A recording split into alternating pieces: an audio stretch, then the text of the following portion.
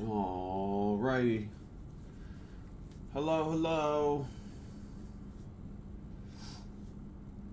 It seems like we have a couple people in here. If you are the first to watch this stream today, welcome. Thank you for being here. I'm going to keep setting things up. What does Jared say? Hello, hello, Mr. Jared. Well, there's something. Hello, Bernardo. BK. Yeah. Hit that like and subscribe. Smash that like. Thank you. Thank you guys for being here. OG from the Discord. I have the link to the Discord server in the description today. Although I do think that most of you that are here are already part of the members of the Discord channel. I am going to find a way to move this. Okay.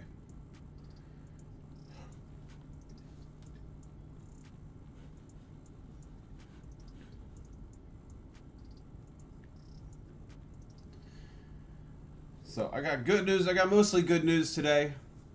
And as Paula had mentioned in the Discord channel, that Topstep did a pretty cool thing.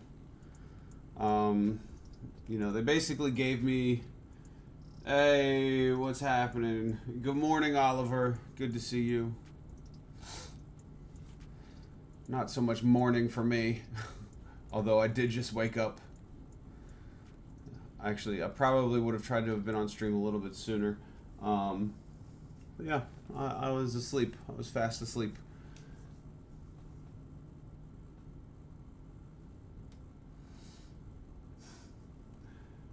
I do remember when you went along with me on NQ. I'm pretty sure you were calling longs on NQ all day long. Yeah, we got bailed out by Topstep. Yeah, was really, really happy and a bit confused to see that. Was really happy and a bit confused to see that. Let me see if I can change this a little bit. You know, at first I thought there was a problem. I thought Topstep was, you know, just doing Topstep things and, you know, just kind of making a mistake there.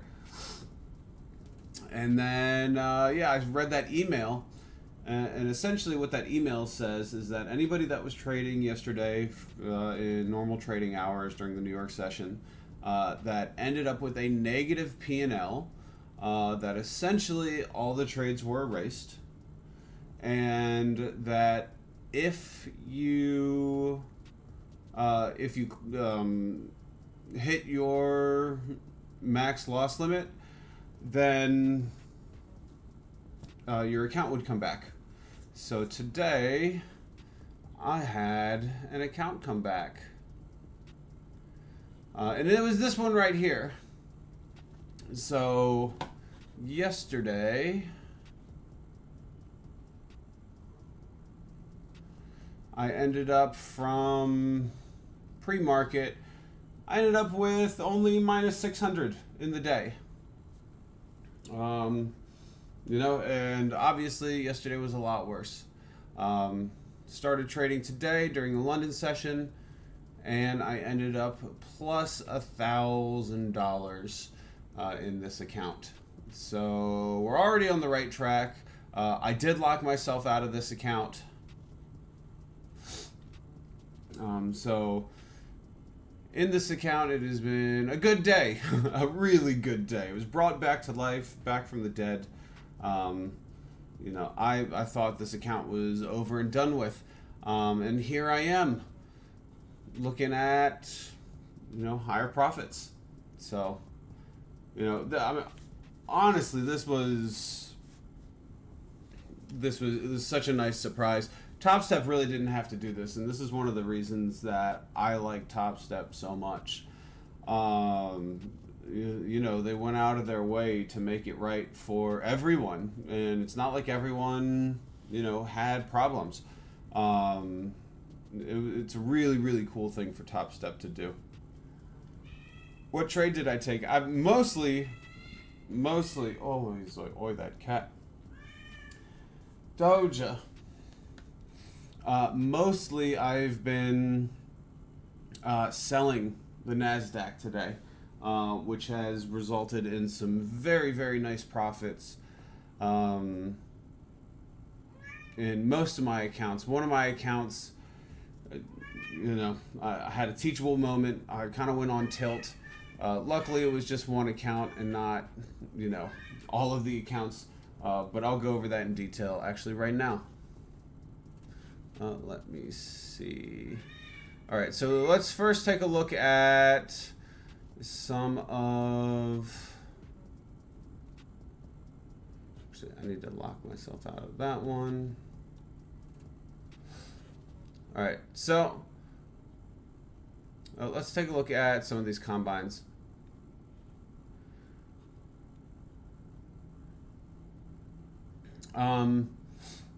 So here's a combine that I've been in for a few days. Good morning, Two-Tone. Happy to see you. Took $1,200 in this combine today and locked myself out. I'm more than half the way there. I'm at 155,757. So hopefully we'll be passing this combine, taking it to another XFA within a day or two. Even closer is this new combine. I took 3,000 today off of this combine. I've been really aggressive in my trades. I have, you know, I've been trading 5, 6, 7, 8, 9, 10 contracts at a time. You know, I should have a little more. I'm only $700 away from passing this 150K combine. But both of these combines, I've locked myself out. So I will not be trading in them today. I had this XFA.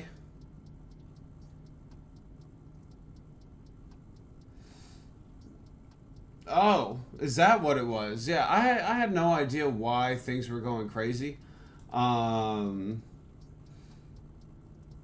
You know, I feel like we're going to have a lot of these news moments where in the future, especially with the next administration, where somebody's going to say something stupid or somebody's going to say something crazy, and price is going to react accordingly.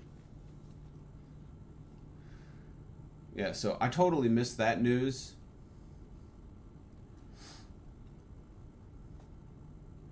What's happening? True Trading Timmy, Mita Hanare, I don't know how to pronounce that. So anyways, in this XFA that came back to life, took $1,000 on the day. The one profit 6K on NQ. Yeah, I know. Yeah, if you are not, if you're not selling NQ today, you're doing something wrong. And one thing that I did wrong is I completely blew up this XFA. This is a brand new XFA. It was my first day on it, and this is pretty much the worst case scenario for an XFA. Or for any account, you know, it's a waste of $300. I had nothing to do with my strategy and everything to do with my psychology, and it was after this move. You know, I missed some of the move. I started getting FOMO. I got out. I started revenge trading. My psychology was so off. So this XFA is done. I really need to be more patient. Overall on the day, I got really mad after that, and I started a new combine and took 4,500 in that combine. So I'm looking at 3 combines. One of them is $700 away from passing. All of them locked out. You know, took $1,000 from an XFA today. And this is my last account that I haven't locked myself out from. So this is the only account that I'm trading today. You know, hopefully it's just one good trade. I mean, if you look at these setups, if you were here, if you saw this at the right time, I mean, golly, is that not, you know, the perfect sell setup on the 1 hour time frame? I don't really try to pass the combine in 2 trades, but I really do try and pass it in 3 days. 3 days is like my real goal for passing combines.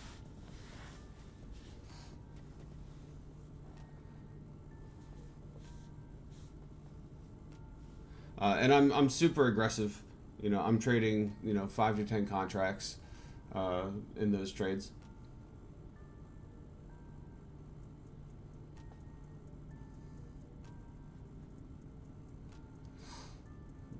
So we are 3 minutes away from the New York Open, and I am, you know, I guess I'm looking for another test of the cloud here.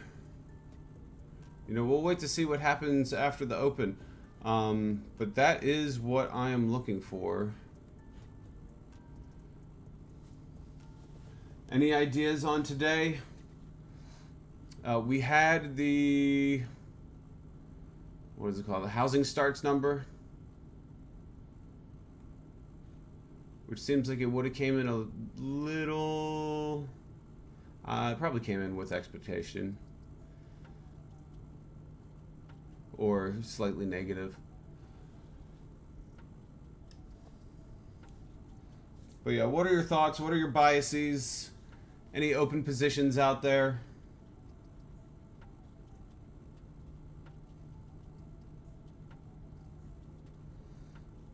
For me personally, I'm probably looking for some sell opportunities, testing the cloud around here.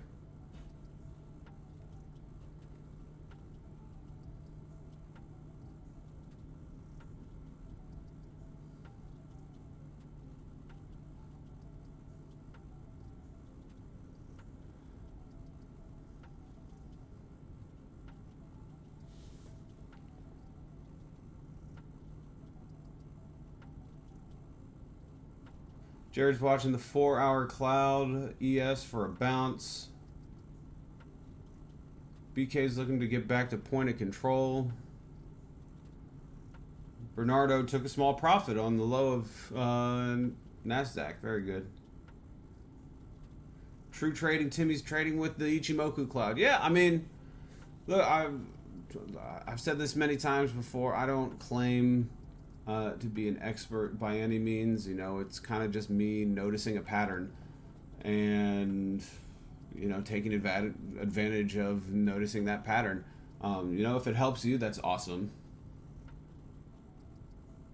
That's great. Yeah, that's great to hear.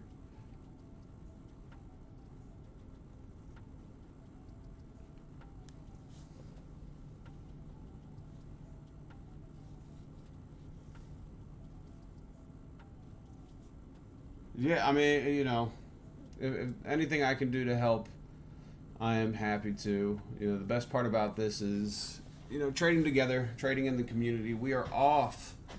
It looks like the New York session has started. It is 9:30. Looks like we're making this move to the upside.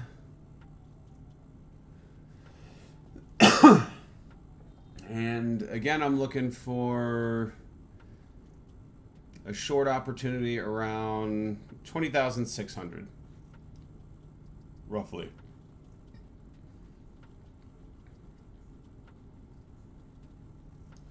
And one of those things I really got to practice is patience. You know, patience is what killed that XFA.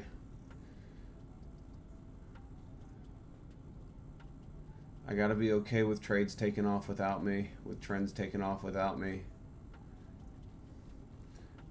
I think what I'm going to do I am going to sell 2 contracts there around 20,600 and just wait and see. Hope for the best.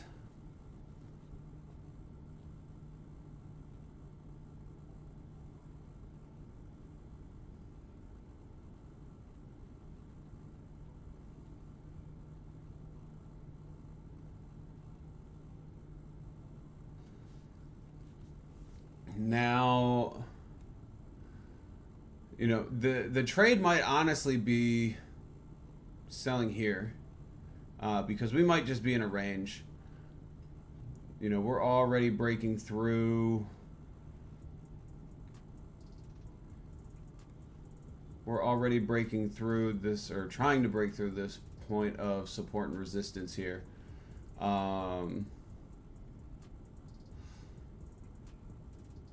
Yeah, so it'll be interesting to see how price reacts at this level. Yeah, the more I look at this sell order, you know, the only thing that I like about it really is just this testing of the cloud. But we really are like right in the middle of this range, and the trade might be here. Still at least worth a try.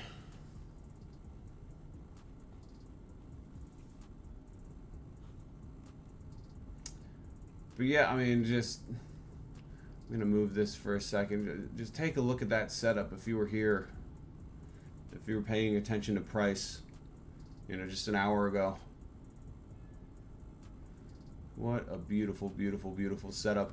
Another setup that I was looking at earlier today was the Dow. I took a trade in the Dow, and you can see right here, you know, testing along that cloud. I put a sell order right around here and made some good money.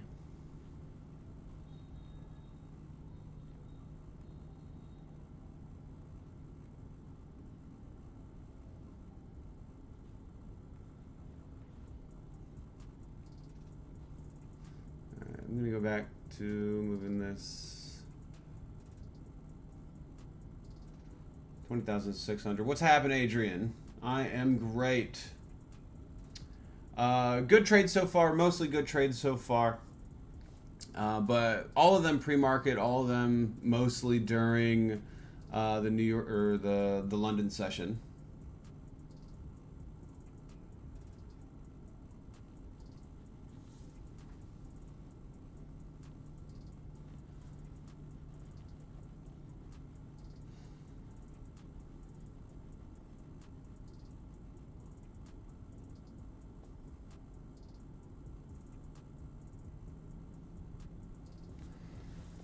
So we're being patient.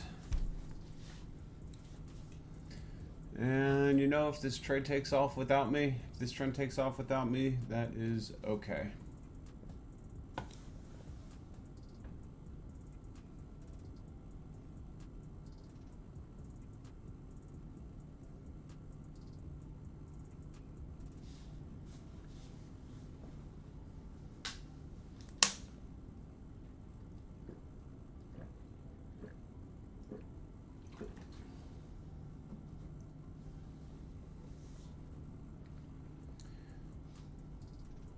And just a reminder for those in there, you can check the description of the stream. We do have a link to the Discord channel, the Discord server.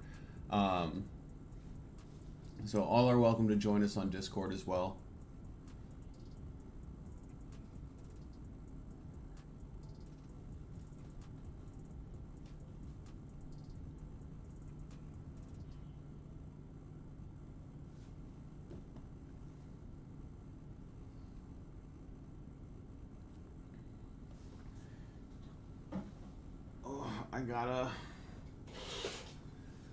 I gotta turn on the aircon, the AC. It is hot in here.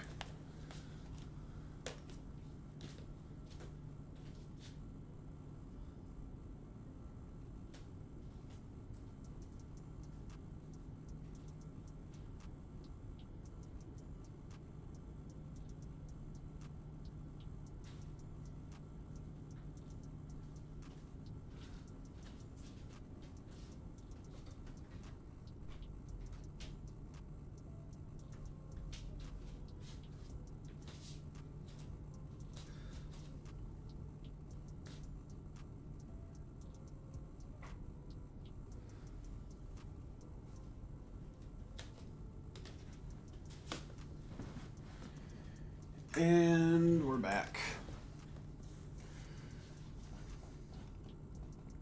NQ back at this level of support and resistance.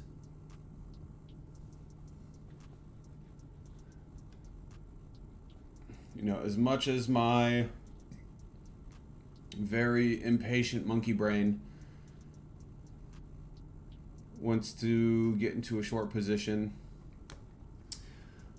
I'm going to be better. I'm going to wait. I'm going to say no.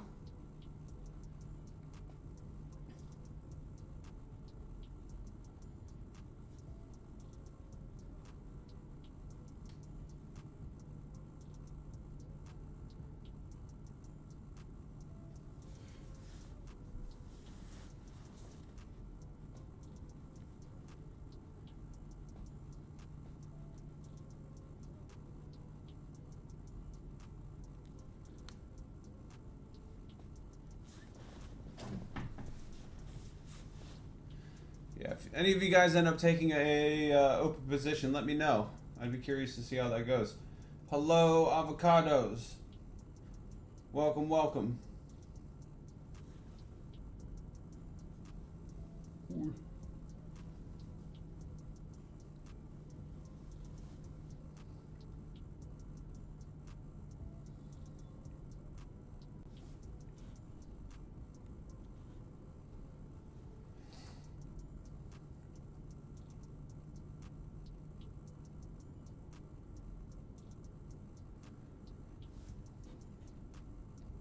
It looks like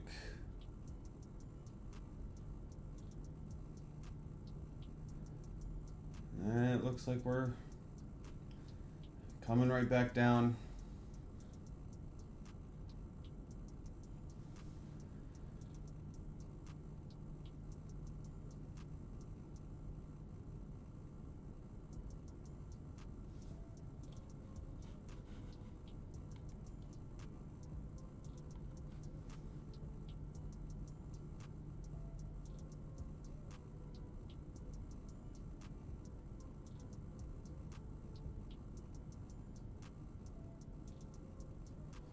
What am I looking for today? Well, I've got this short sell limit order right around the cloud at 20,600-ish. So that's what I'm looking for. And as I was just saying, I'm honestly not too happy with that trade, considering we are right in the middle of this range. From 20,500, 30 to 50, and then 20,675. So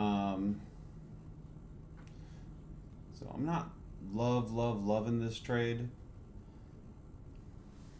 but it does fit my strategy.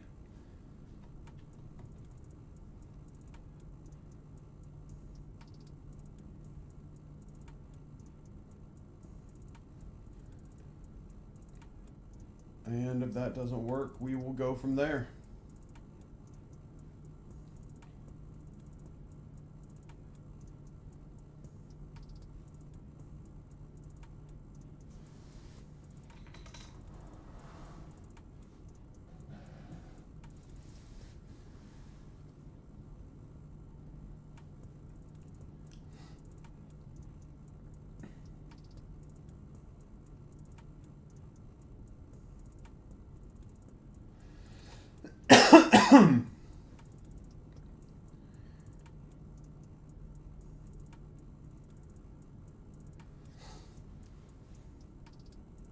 Yeah, I hope my order gets filled too. I'm kind of just happy that I'm remaining patient. It's kind of the thing that oh, excuse me. That's kind of what I need to improve. I need to stay patient. I can't get FOMO. I look professional today. Yeah, that's because I came straight home from work and I took a nap and I fell asleep. All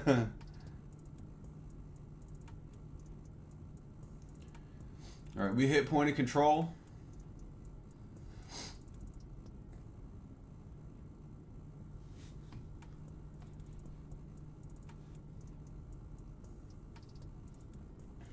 We're getting closer and closer to the cloud. And we still got a little ways until that order's filled.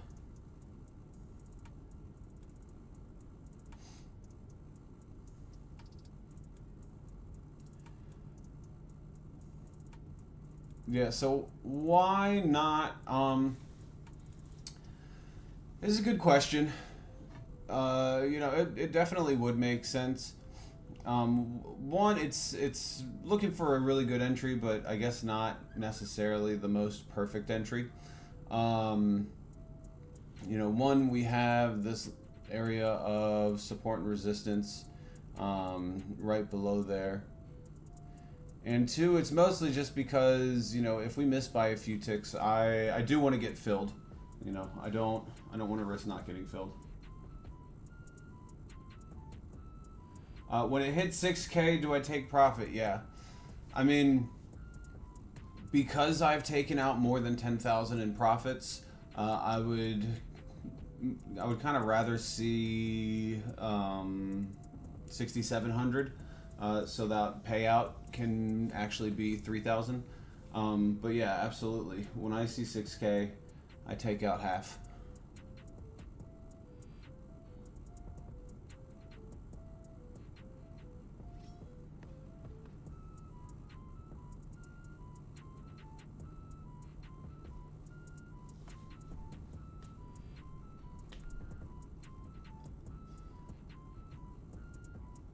I don't want to lose any of those realized profits. I want to see the cash.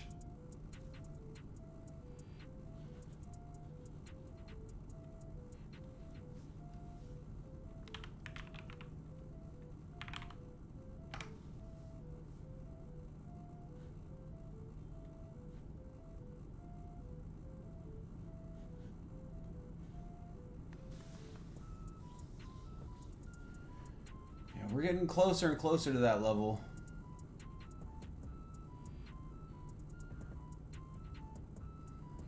But do we get filled?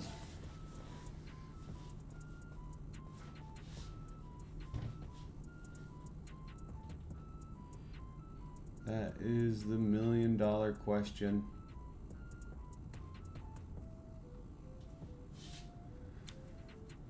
Or maybe it is the $6,000 question.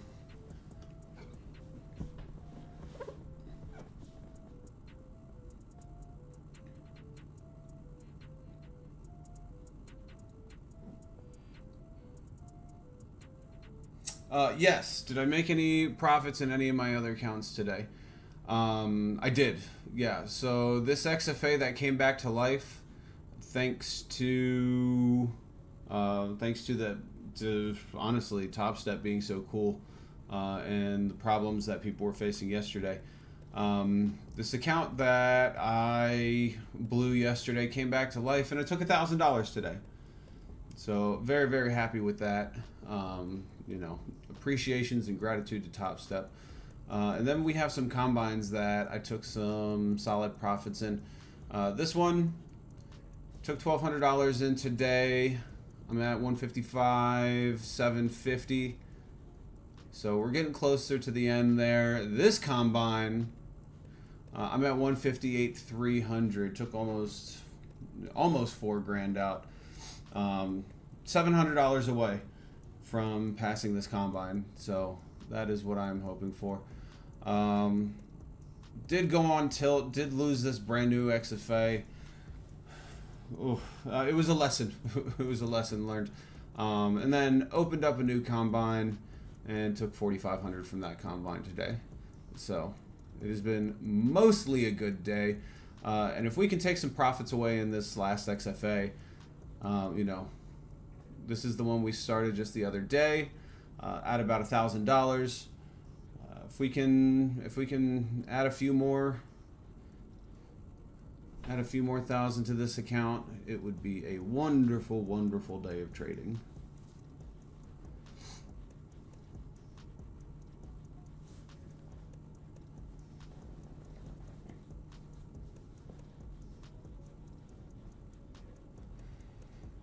But I am being patient.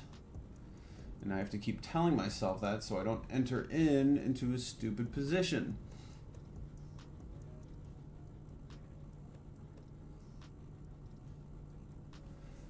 And that's why we're waiting here.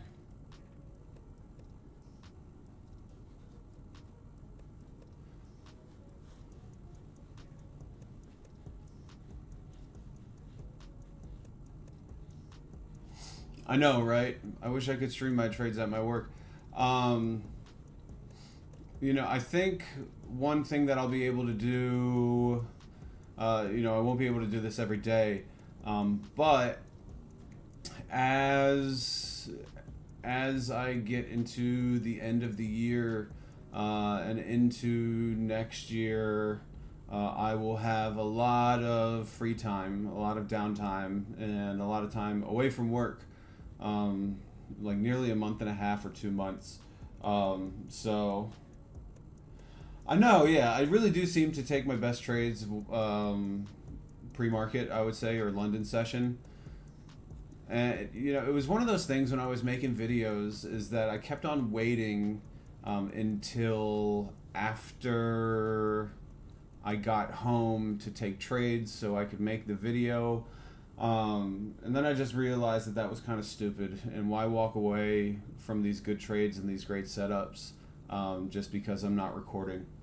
But as I was saying, as we get into the new year, I'm gonna have like 6 weeks of free time. So hopefully I'll be able to stream some London session or maybe make some few recordings, because I will have the luxury of being at home and not having to work for a few months or a month and a half at least.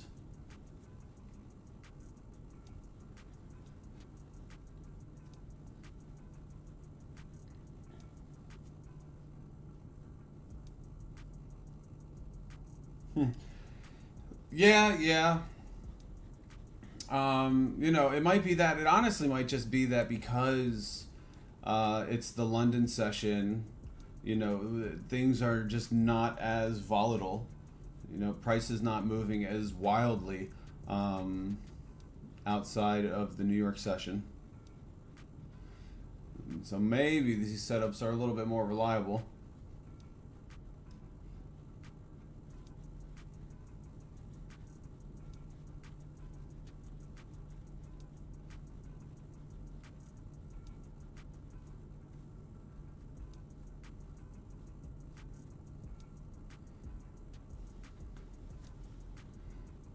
We are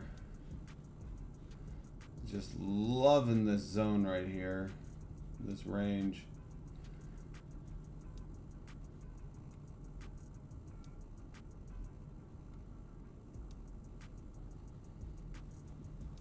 I had a lot of buy volume. Wouldn't be surprised if all those stops get hunted. And there's a sweep. Yeah, I love trading the London session. And I would start, if any of you guys are interested in trading the London session, I would start looking at charts at least an hour before the London session starts. It seems like, what is it, like it would be like 2 a.m. Eastern till about 4 a.m. is when you would get the most movement.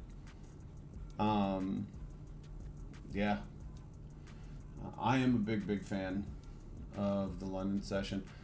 Looks like we're coming back down from that range, but does it stick? You know, right now we are at that level of support. In fact, I'm gonna set up another line right there.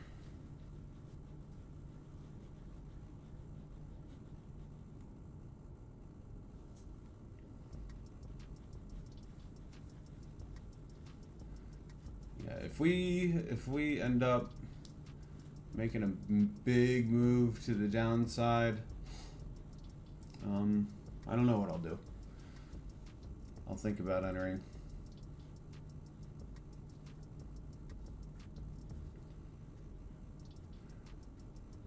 For those of you that trade crude, crude is at a very, very big point of support and resistance right now.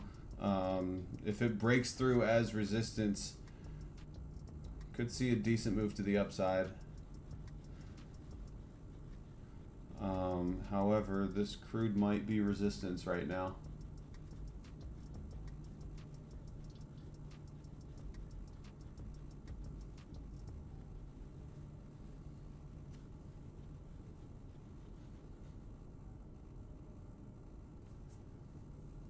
If this order fills in NASDAQ, my profit target is going to be 20,400. We'll call it 20,420. How about that?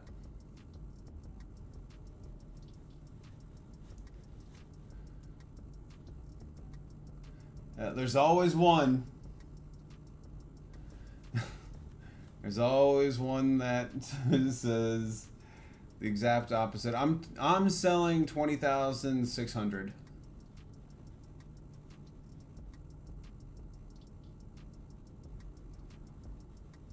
And honestly, I don't know how much risk there would be, but you know, the best stop would be put above around 20,700.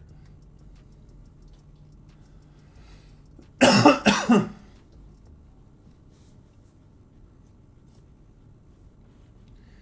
but I don't know if this order gets filled, to be honest. It might just take off without us.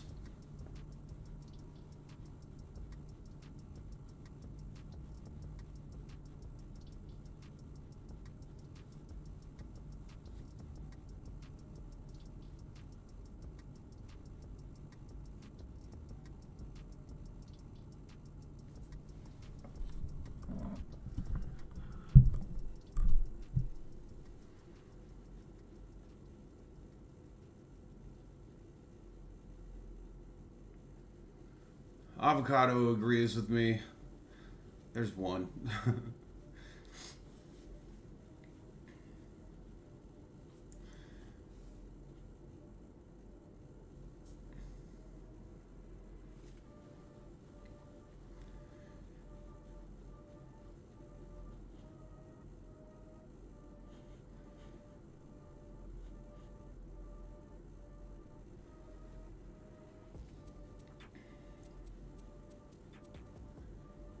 If anyone's bullish, not gold, crude, now might be a good time to consider buying crude.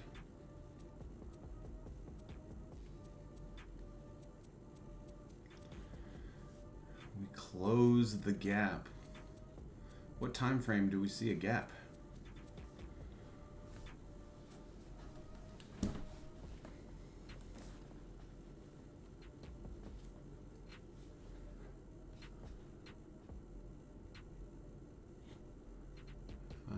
Yeah, we were about 15 points away from filling those orders to sell.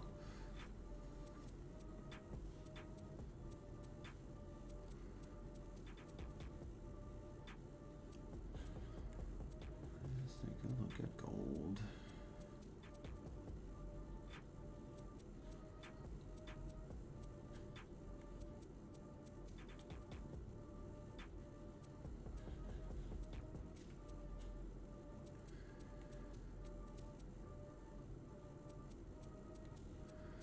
You know what?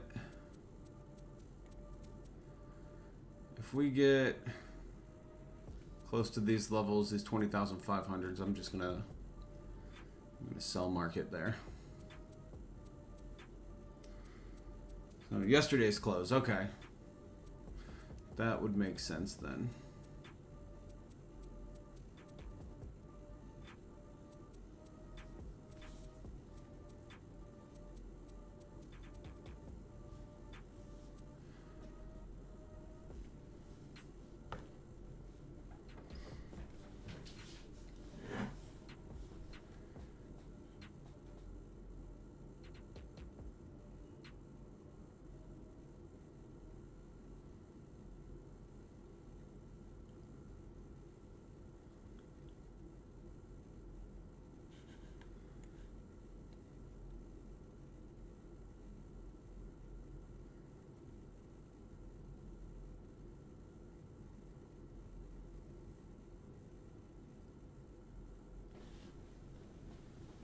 Yeah, this NASDAQ might just take off without us.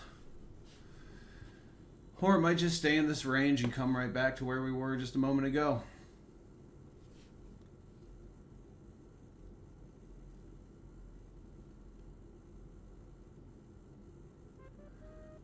Yeah, I wonder if I were to enter a position here on one contract, how much I feel like that would be like over $1,500 just on one contract if I'm risking 93, if I'm risking 40-ish points.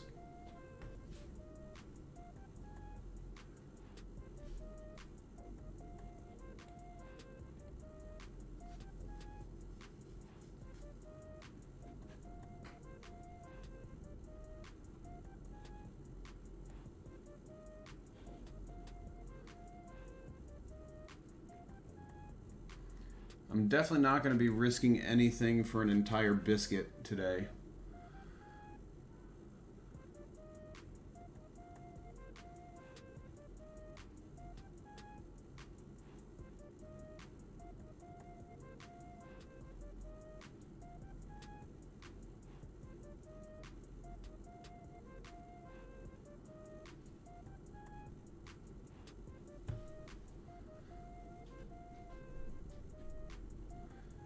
We got 10 a.m. coming around in 2 minutes.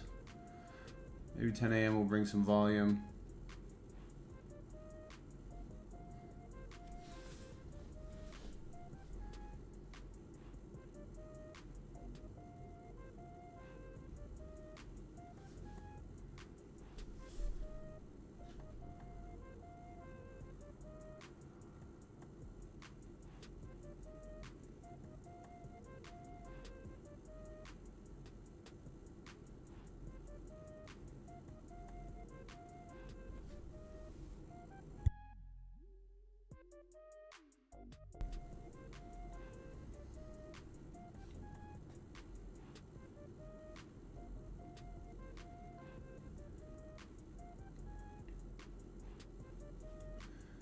$9.59.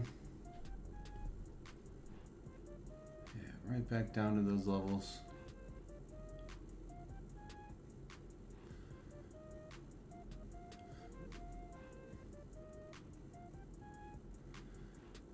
Your guess is as good as mine. Why volume levels have been low. I mean, yeah, I don't know. All right, 10 a.m. Looks like we're making a push to the downside, but does it hold?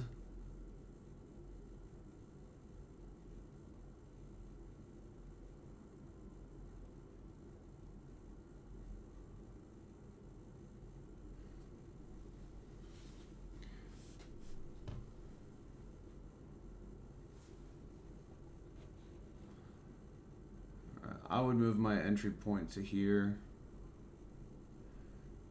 or the ideal entry point at least. You know, we definitely are at this level of support.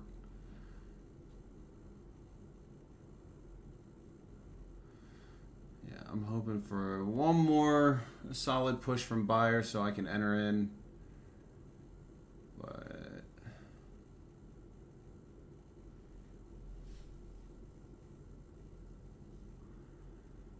I don't know if that's going to happen.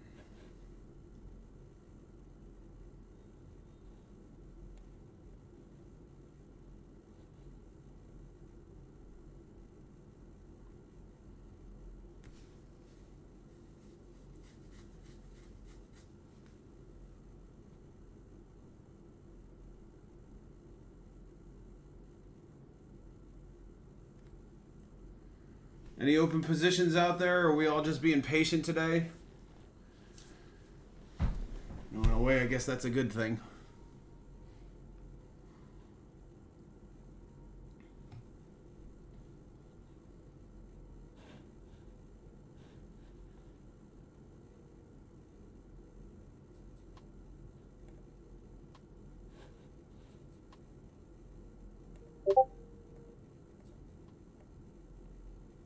Sorry about that. Trying to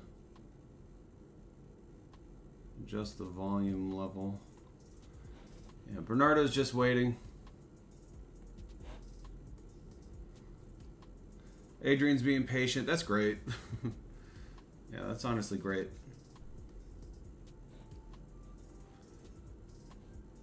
Yeah, I'm trying to get in 20,584. Trying to get into some shorts.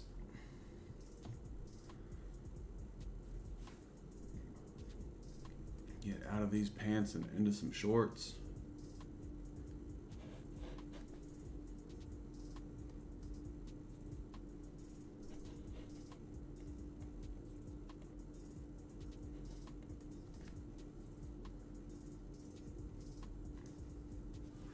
But for that to happen, we need buyers to do something.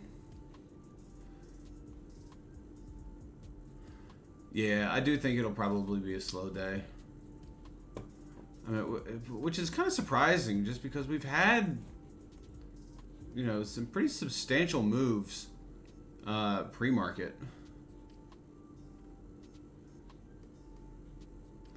We don't really have any more news today. I don't think we have any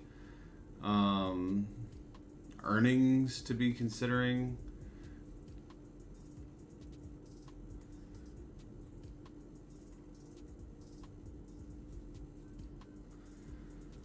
Might just be one of those slow days.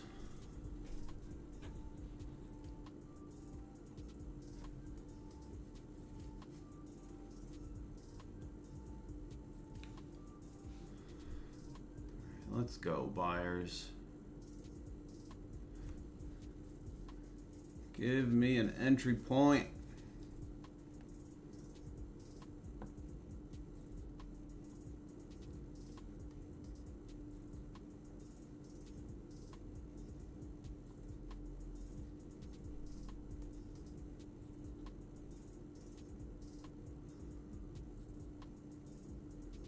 A little more. A little more. We're looking for about 40 points to the upside before we enter into a trade.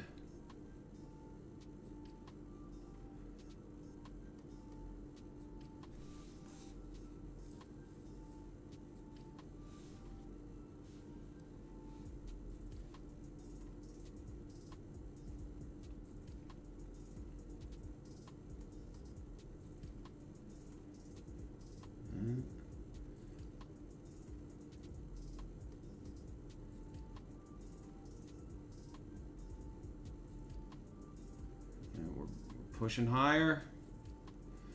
We've got 20 points away now.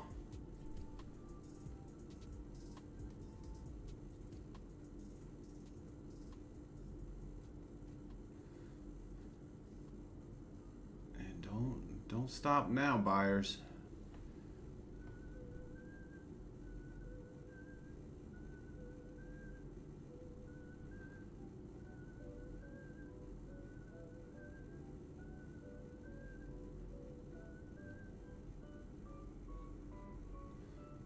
And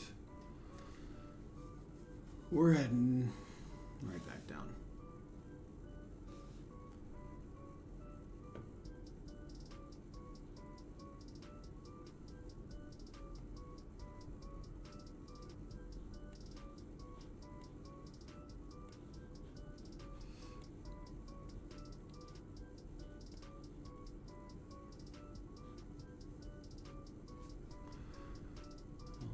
Up here, so I'll get excited when I see price come up here.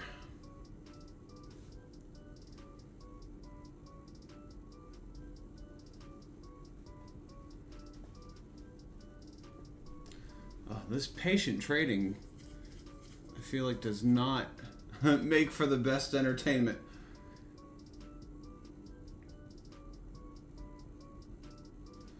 However, it should make for better profits.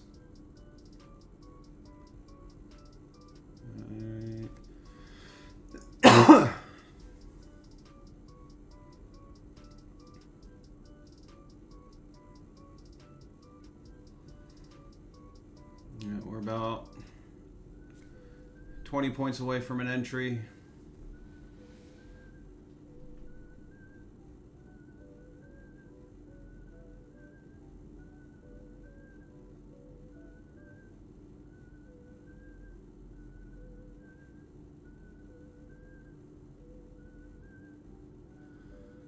What did I eat for dinner? I had buffalo mac and cheese. Yeah, there's a comfort food restaurant that's not too far away from where I live, and they make some really, really, really good buffalo mac and cheese, so I picked that up on my way home.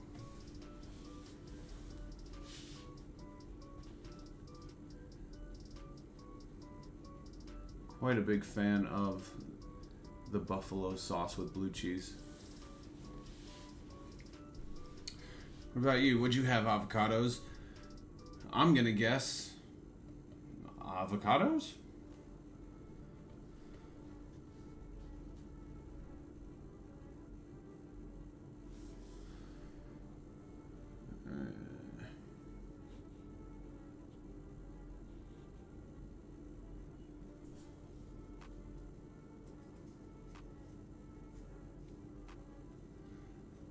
Yeah, I was super happy.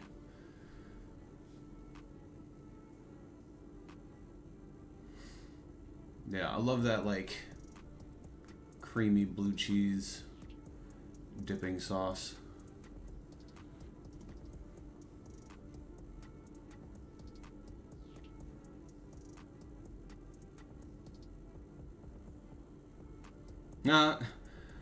Yeah, I mean, blue cheese is one of those weird ones where you either love it or you hate it.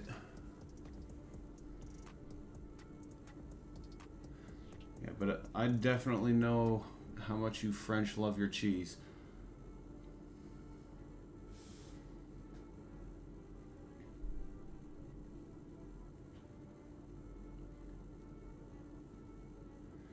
Nothing yet. It's morning time. No breakfast?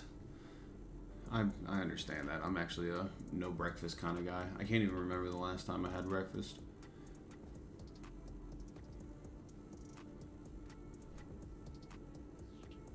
We are 15 points away from where I'd like to get into a short position.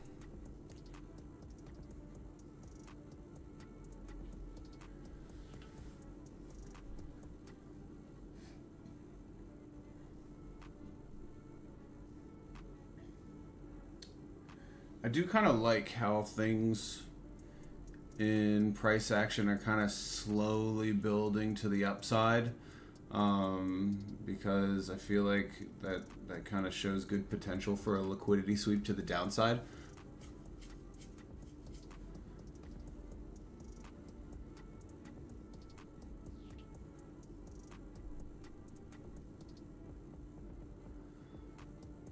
It's 10 points away from an entry.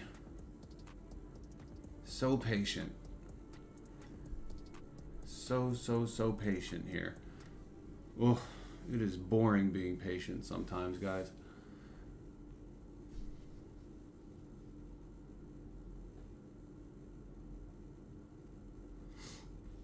Liquidity sweep is essentially a long, large movement in the opposite direction that kind of just takes out all the previous trades from that given time. You know, think of it as, you know, we have buyers building here,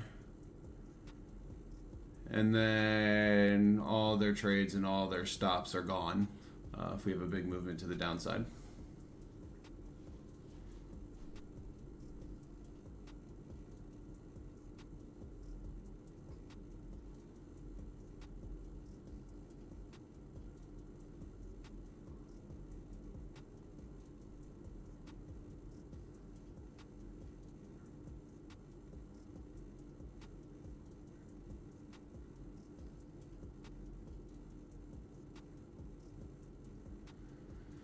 And we're right back down to where we were.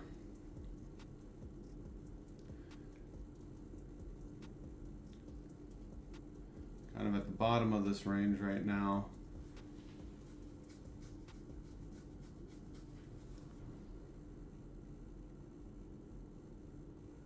Yeah, I mean, you can see right here, you know, we see a ton of short sells here. And then we kind of get a liquidity sweep back up to these levels that just take out all those trades and all those stops in literal minutes.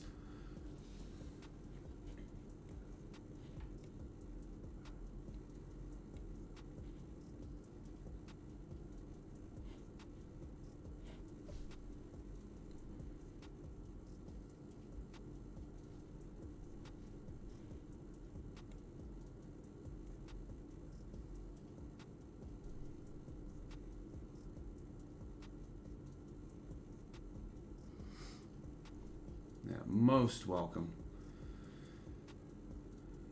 Yeah, we're getting back to those levels.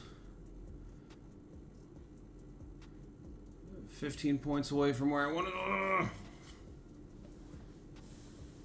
Yeah, I mean, it might take hours for price to hit where I want to get into a position. I really hope not.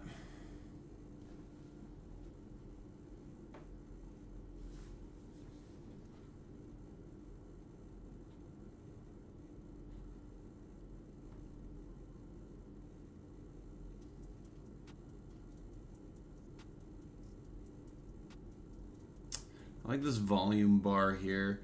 Kind of looks like a reflection in it. Ooh, we're getting close. 10 points away. 10 points away. We want to get into... I'll just go ahead and place it here. Place one contract right here. And we get filled. Order filled. Hooray. One contract. Looking for big profits today. And I might scale in for more. I might scale in for more contracts. Patience is the key to capital preservation. Absolutely. You know, when I am patient, I am so much more profitable. And people ask, you know, people always ask, you know, what was the difference that helped you become profitable? And the answer is patience, patience, patience, patience. So that kind of just shows you right there how important patience is.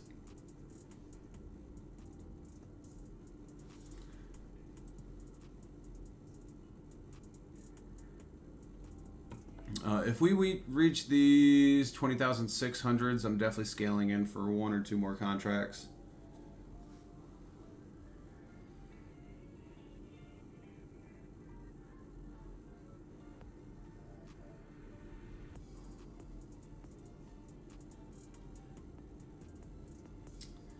Yeah, that was a good one. I'm feeling really good about that one. You know, after some of the mistakes I've made recently, that certainly was one that I enjoy. Let me see what kind of profits we've got. 1,700. Yeah, I might. You know what? I think I'm going to be a little bit less greedy, and I'm going to set a profit target right there.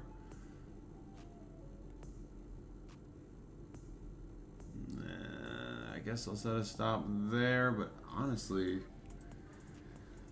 I'm thinking about just going break even, and if price goes up past my point of entry, I'll just re-enter.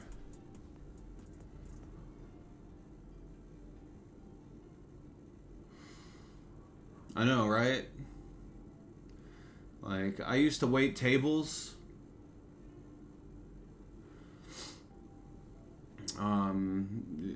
I used to wait tables, and like a really good night would be like 300, 400, and that's after how many hours of dealing with customers and dealing with management and dealing with bosses. And it's just like, I mean, you know, I can make $400, $500 a minute. I can make $800 a minute. I can make $1,000 in a day.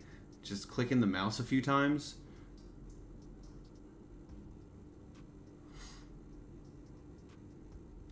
Yeah, it wouldn't be so bad to lock in some gains right away. You know, the only problem is that I am in for one contract. So, I'm from America, from the DMV, DC, Maryland, Virginia area. Where are you from, Josh?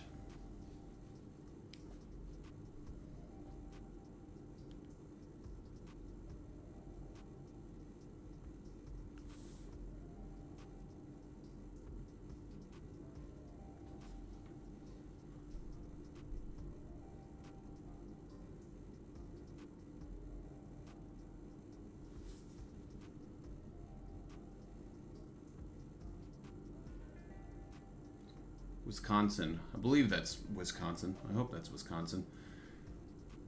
Very cool. I hope the weather's treating you well out yonder.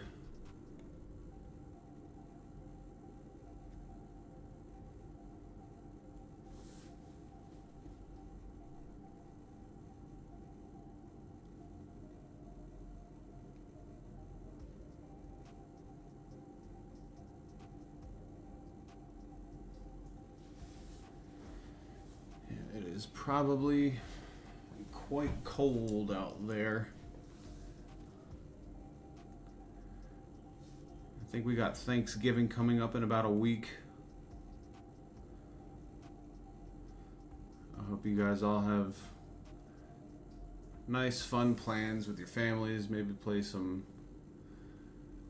Oh, why can't I even think of the football that people play? The Turkey Bowl. Hopefully you got some turkey bowls out there. Maybe somebody will make a turducken.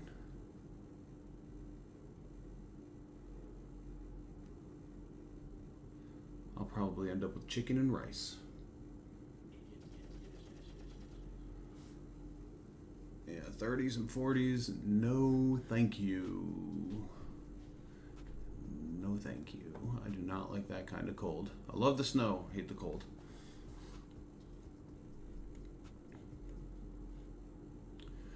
We are going to set another sell order right here.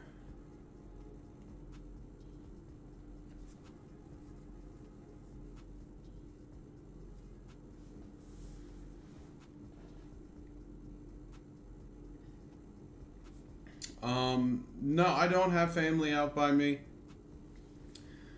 but I will have family come out and visit soon, so very, very, very happy for that.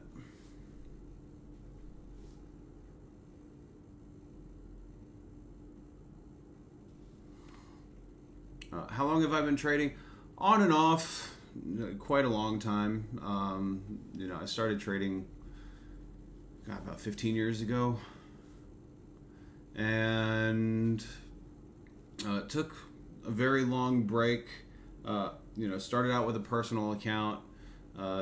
Did very well in my first few weeks of that personal account. I was pretty young. I thought I was invincible. I thought I was the best trader ever. And quickly that account turned to nothing. So the market scared me. The market scared me a lot.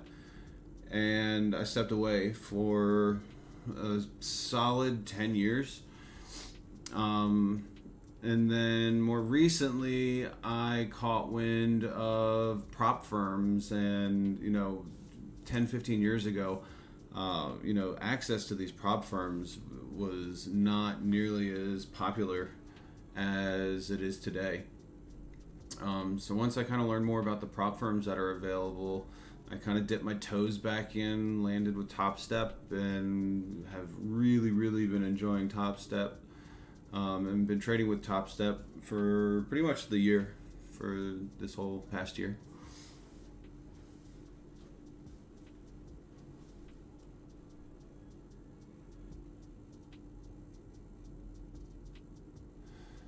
All It's looking like we're getting volume, we're getting volatility. Where are we going?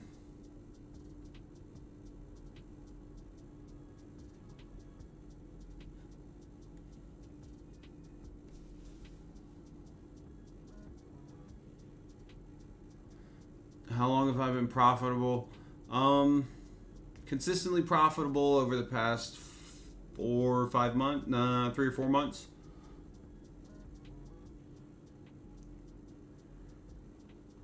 Yeah. I don't think I would ever trade with another prop firm. Especially after what happened yesterday and how, Topstep just kind of gives everybody their accounts back and negates all the losing trades from yesterday. I mean, what a really cool thing for a prop firm to do.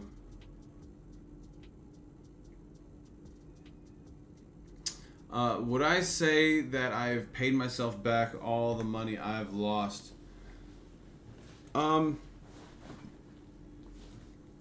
Yes. When I think about all the money I've lost, I just think about it in. I think about it in the money that I've invested into combines and XFAs. I essentially have one account where I buy combines and I activate XFAs, and the only money that goes into that account is money from Topstep payouts. And that bank account just keeps growing. Especially I took 10,000 in payouts over the past 2 weeks.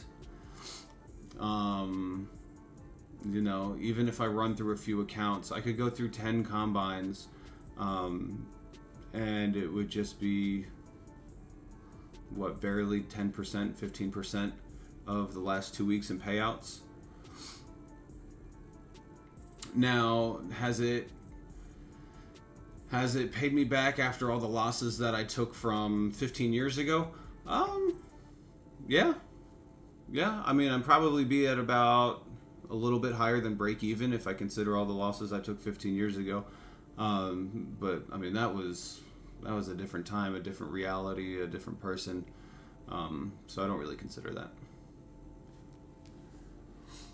All right, we're making a move to the upside.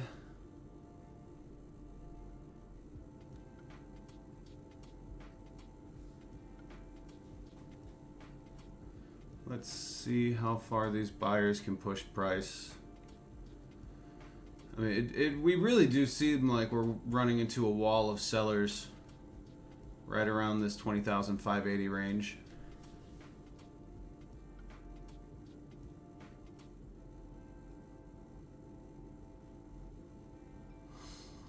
Yeah, with yesterday, Topstep was super honest. It was super cool. Hey, Paula! XFA was saved, and I've made $1,000 in that XFA today. I hope you're enjoying being out of town. The cat's around here somewhere. But thank you for the well wishes. I hope I do well today, too.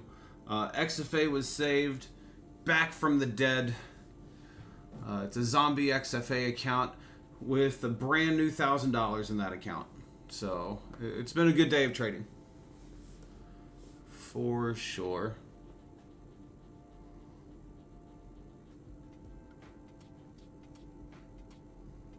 Yeah, I appreciate it, Paula. Yeah, I hope you are enjoying your time away from town.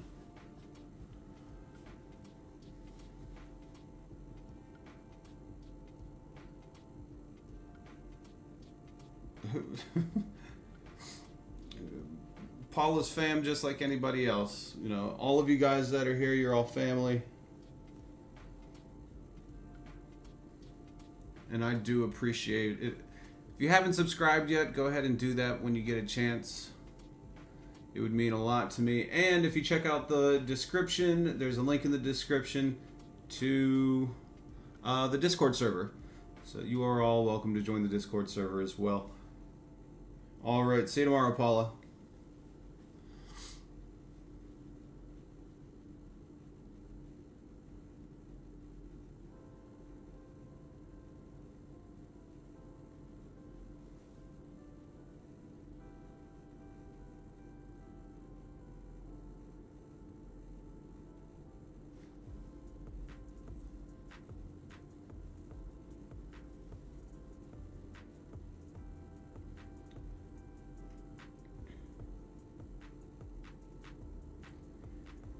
Yeah, we still got price just toying around with these levels in this range.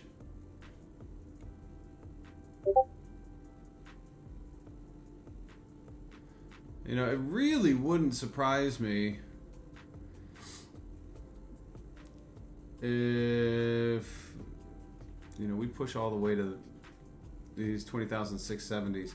I hope not, because that means I would get stopped out. I'm hoping this cloud is respected and we can make a move to the downside.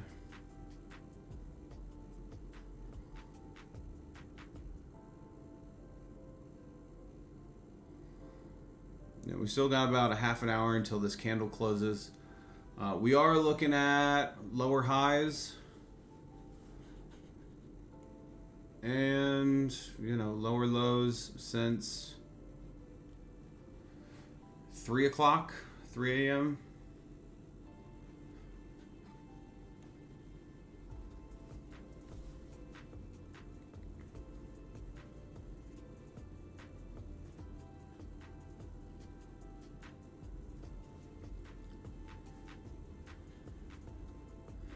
Buyers making a push. Let's see if sellers hold.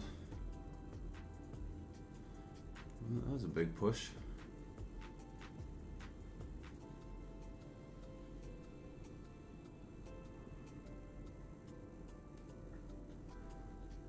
The seller's trying to come back in.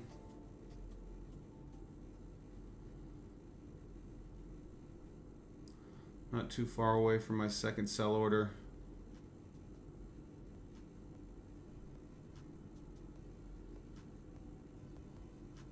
Order filled. All right, second sell order is filled, and we've tested the cloud.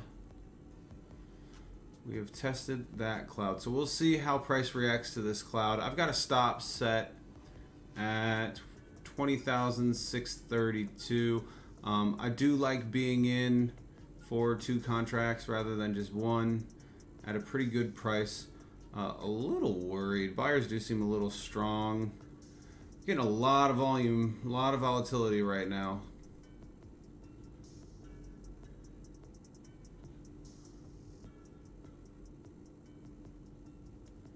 Yeah, I'm not feeling too great about this. If this trade doesn't work out, I would be, oh, there's some sellers. I would be looking to probably make some more sell entries around here at 20,670. But sellers coming back into play. Let's see if we can hit the bottom of this range again.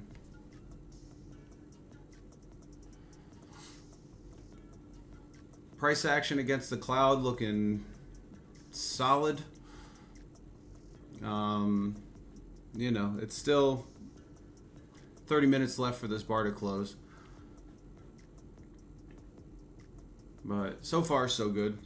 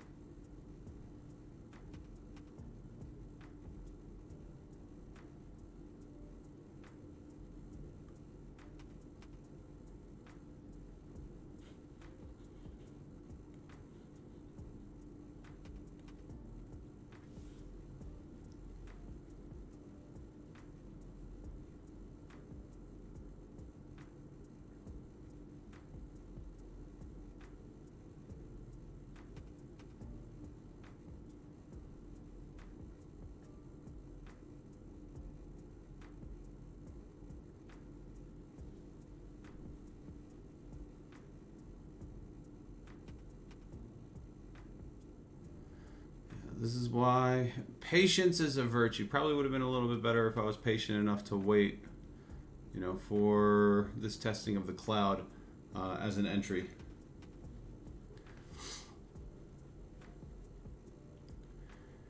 But yeah, I'm going to be patient. I'm not going to get too scared yet. I'm not going to get out of this trade. We're going to wait.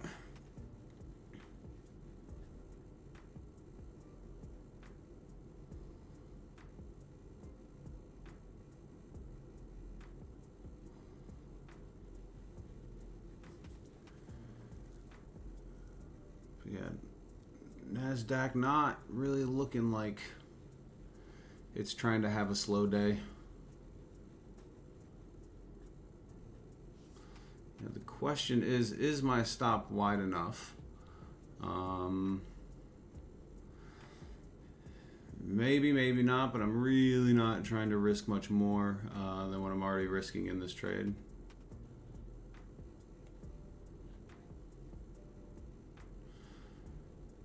But what I will do, because we are so close to order filled, in for one more, in for 3 contracts. I'm going to bring this a little bit closer, actually make it a little bit tighter.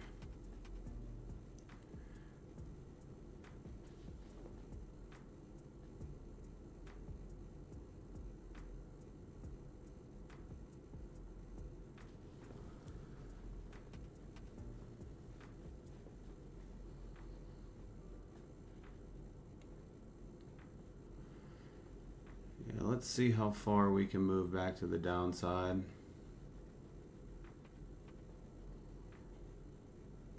I'm really hoping we can get out of this 20,590 level.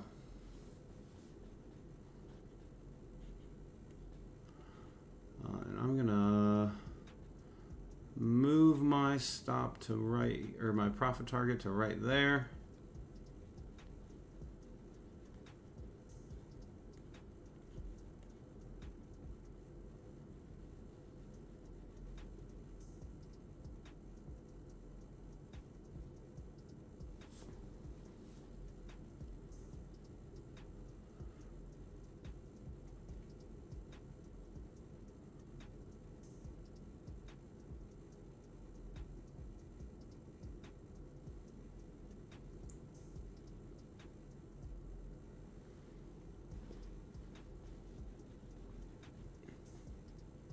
Buyers are really trying to find control.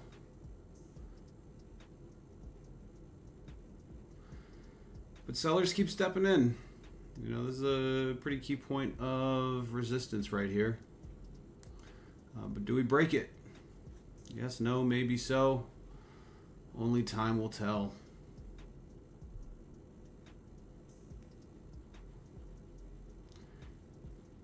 Patience. Patience is the key right now. Patience is the only thing I should be thinking about.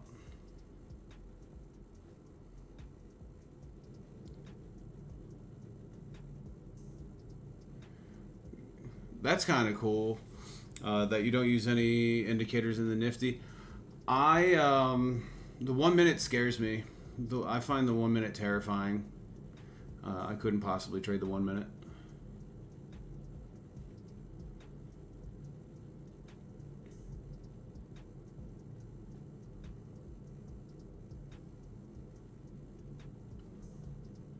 Well, we're making that push. Can sellers step in?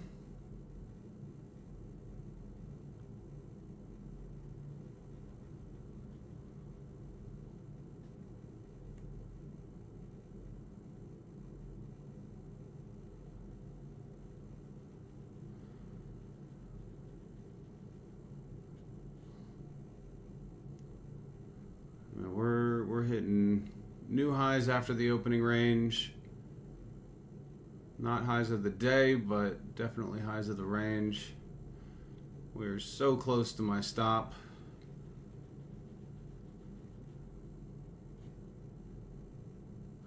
Order and filled. it's filled.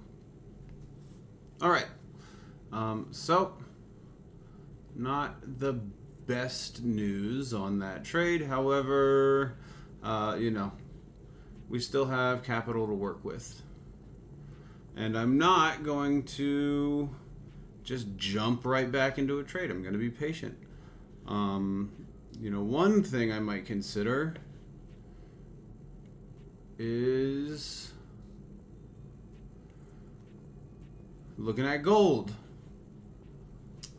Gold is at this level of support. You know, I would like it to get a little bit further down here, test at the cloud before I buy, but it is something to consider.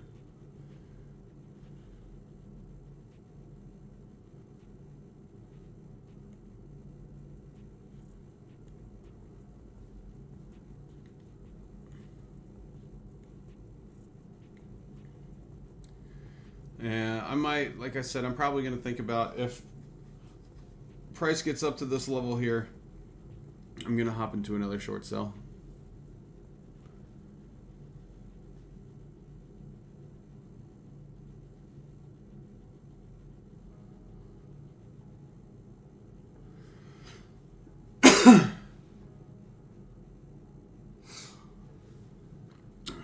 Yeah, I mean, I definitely have worked on stoicism in regards to my stop losses getting hit and my profit targets getting hit.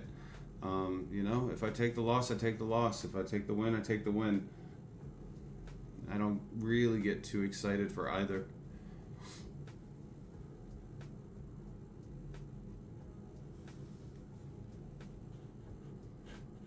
I am going to hide my screen for just a moment. Or not my screen, my video. My camera.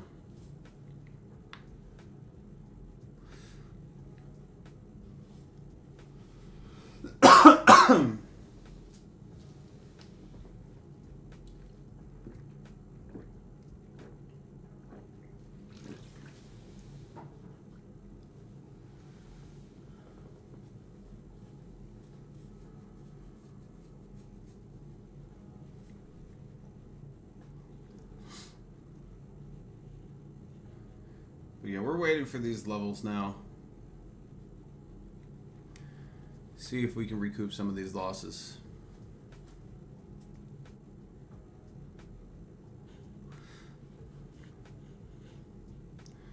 Let's take a look around the horn.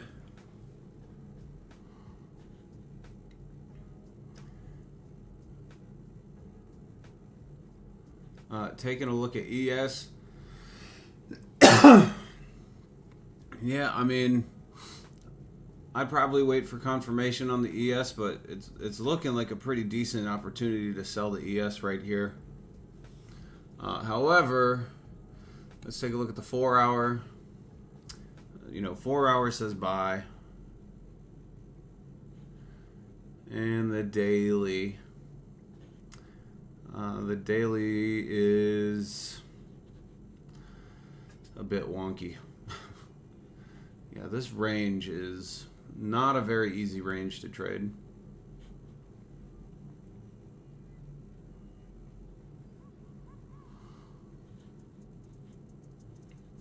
Yeah, I mean, I honestly, I may not have had...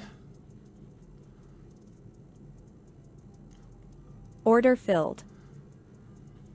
I'm selling into NASDAQ again. I really feel like I didn't have a wide enough stop.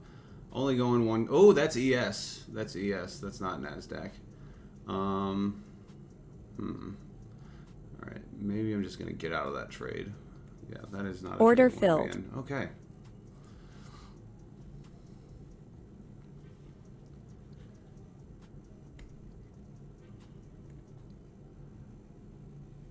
Yeah.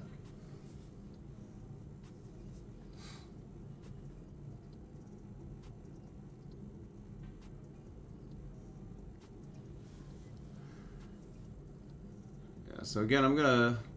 That's why I got to be patient. I'm going to be patient. I'm going to wait for these levels to hit. Probably didn't have a wide enough stop.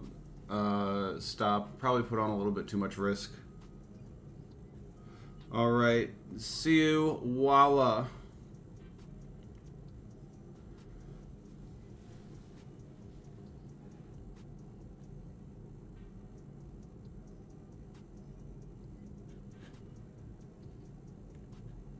Well, let's see what crude oil is doing.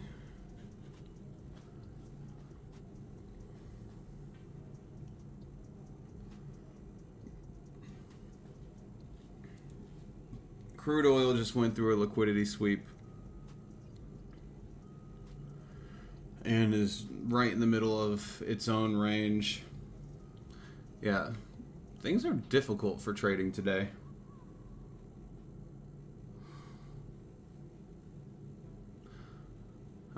One of my payouts just processed, so pretty happy about that. Just had that last $3,000 payout. Just landed in my bank account today.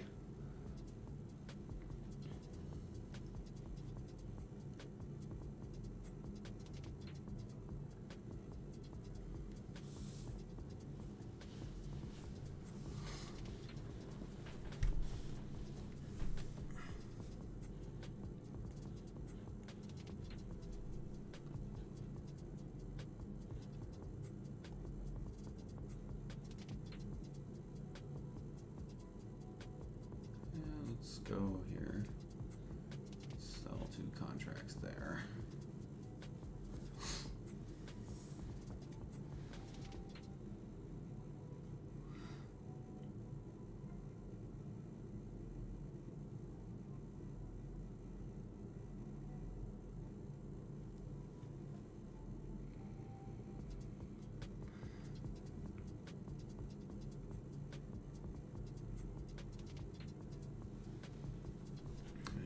Bring that down a little bit, and I'm gonna put a stop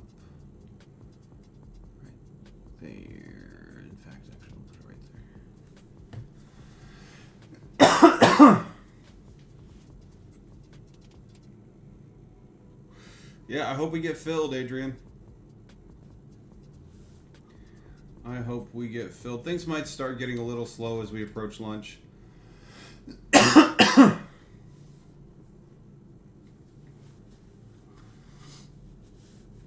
But who knows? We might get those random moments of volume and volatility.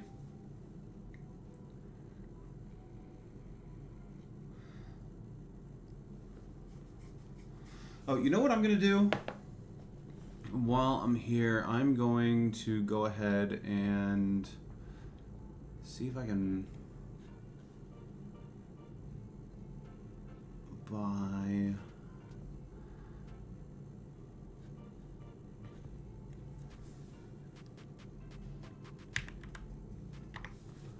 buy this new indicator.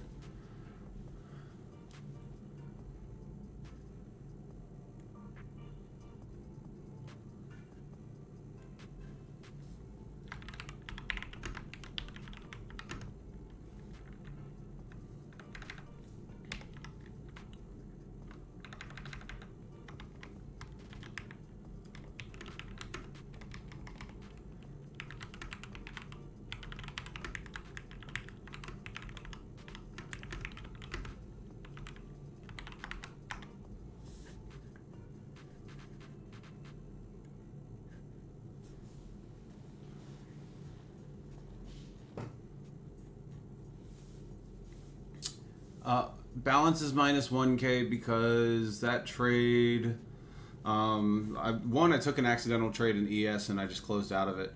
And then, yeah, so essentially lost 2,000 on the day. And this account was up 1,000 after yesterday. So I'm minus 1K.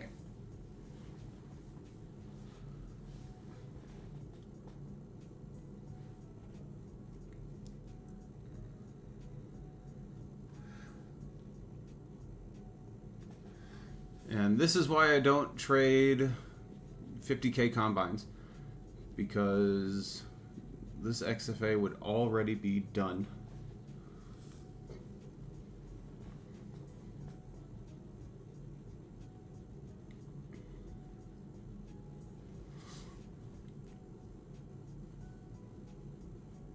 No, it's not blown. It's not blown. I still, max loss is minus 3,500. So I still have 2,500 to go to blow this account.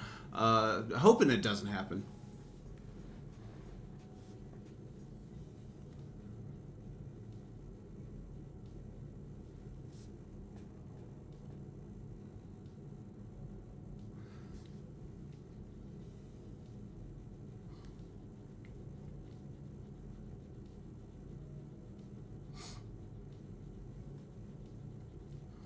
You know, and one thing for me to consider, and it certainly wouldn't help my streaming, you know, as somebody mentioned earlier, I seem to be making better trades during the London session, during the Asia sessions.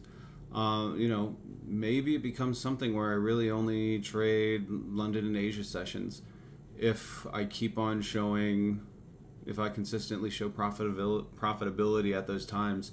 And if things, you know, don't improve during the New York sessions. But I'm holding on. I'm always coming back for another day. And still overall, you know, given it was mostly combines, I am technically up on the day. Given all my other accounts. I do have this other XFA that came back from the dead. Where I took $1,000 today, $1,000 in profit. I have already withdrawn $8,000 in payouts from this account, and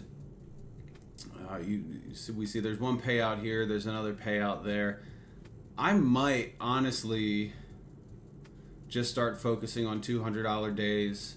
You know, if I get 4 more $200 days, then that's another 800. That would put this account at 4,400, taking away about $2,000 in profit. You know, $2,000 is nothing to scoff at. So it wouldn't leave me with, you know, much drawdown. But money's money.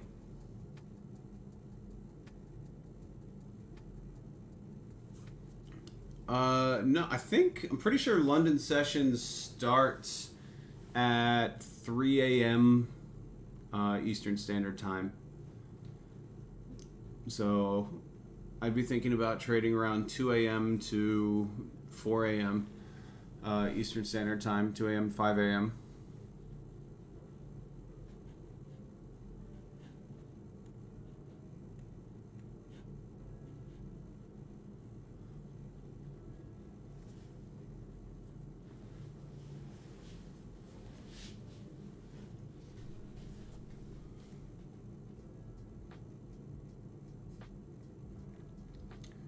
$4:30 a.m. Eastern. Yeah. Really, you know, I really start seeing movement in price, you know, between 2 a.m. and 5 a.m.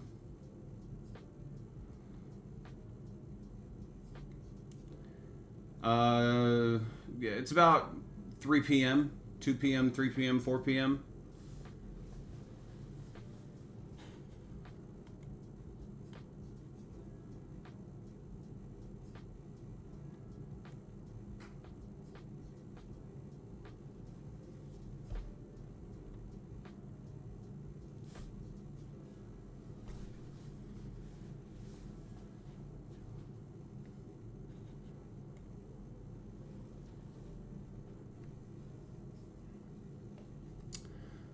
Prices going higher in the NASDAQ.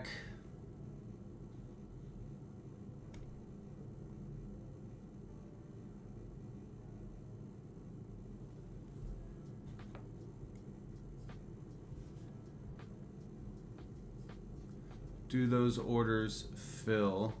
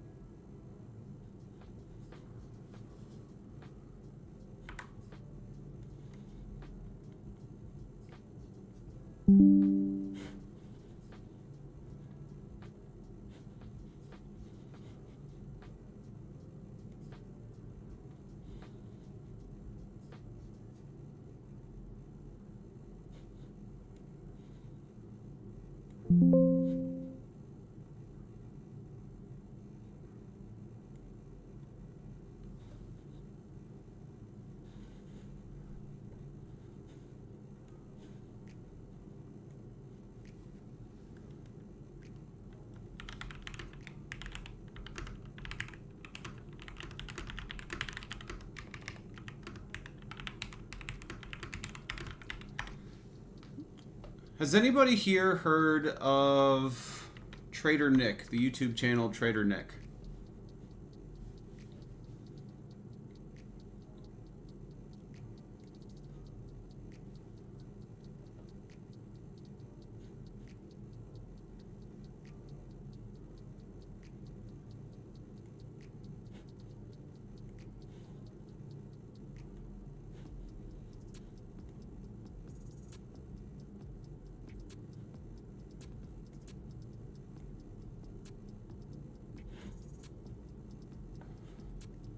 All right, Oliver has, Jared has not, Bernardo has not. The reason I bring it up is because I personally enjoy Trader Nick's channel. I think it is really insightful in the world of fundamentals. Yeah, I really appreciate what he does in regards to fundamentals. Yeah, he's legit. He's a very, very transparent trader. He kind of shows you his trades and the profits he's making or the profits he's not making. And, you know, the reason that I mention him is because he offers a tool.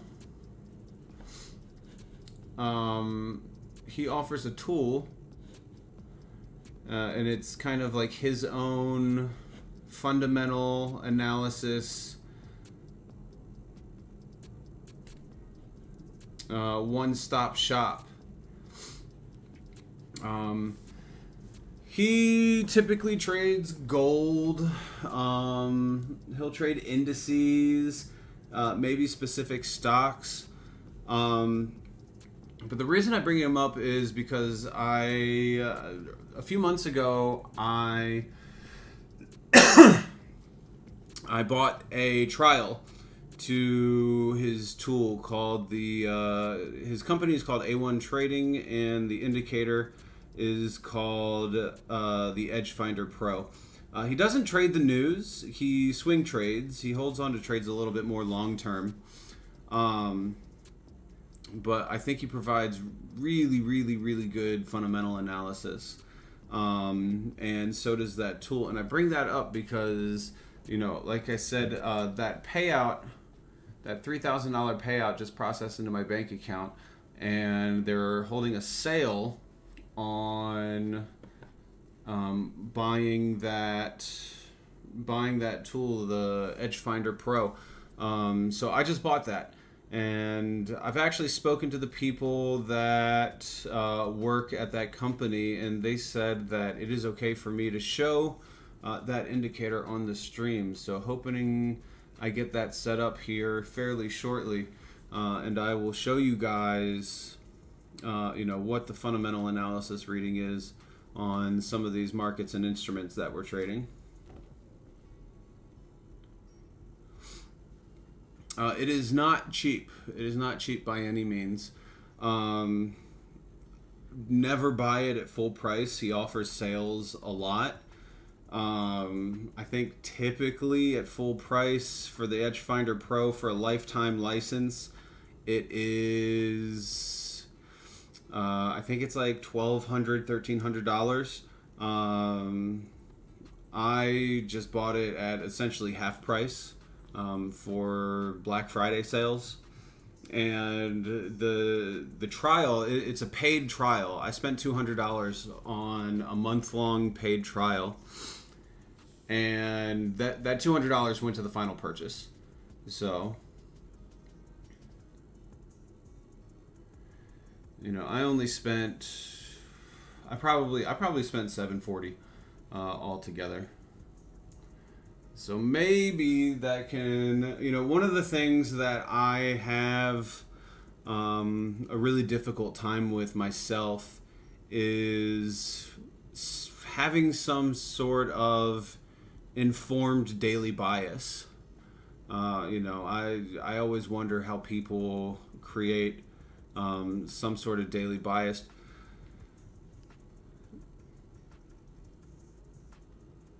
I mean, I can see how retail is positioned. I can see how institutional traders are positioned.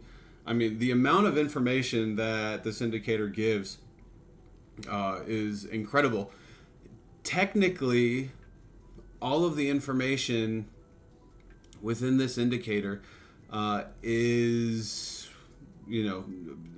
free to access. However, I mean, you really got to be one of those, financial expert gurus to know exactly where to look and what to find to get all this information.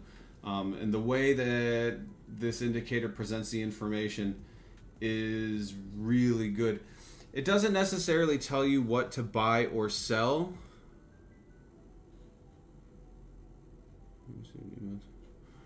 It kind of gives you a fundamental bias.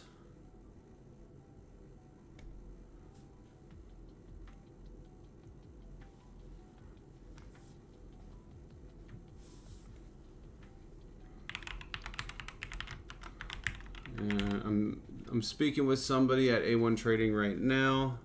I think I just got access. So hopefully I will be able to show you guys very shortly before I finish some CAPTCHA human verification.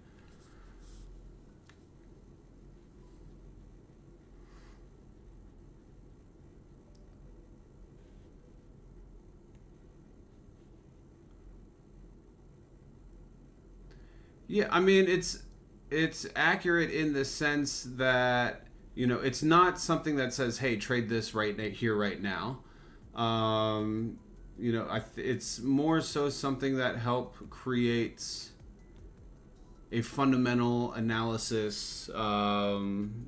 It helps, give you fundamental analysis to make a more informed trade of your own, if that makes sense.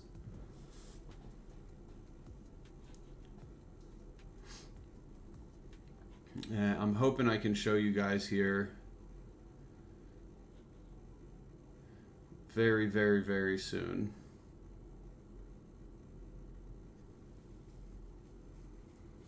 The one thing I am kind of afraid of with this indicator is that there is a possibility that maybe I am like way too committed to a certain idea and I don't go against it when I should.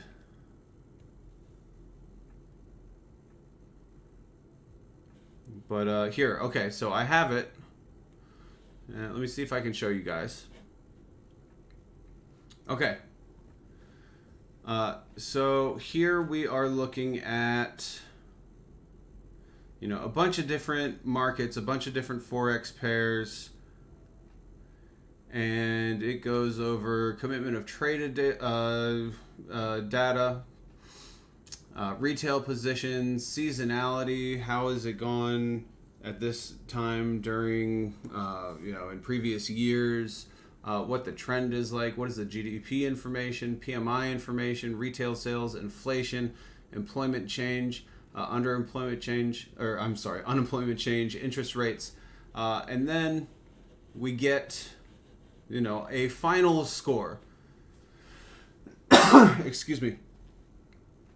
And then it basically just gives you a bullish, a neutral, or a bearish or very bearish reading.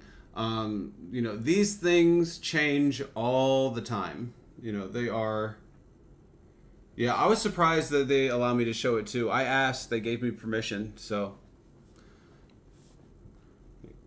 You know, I think really they're just kind of looking for, you know, free advertising. And also, Trader Nick shows it on his videos all the time too. So right now, I mean, the only bullish sign we're getting for something that would be related to our futures is Nikkei. You know, maybe this neutral reading for NASDAQ would,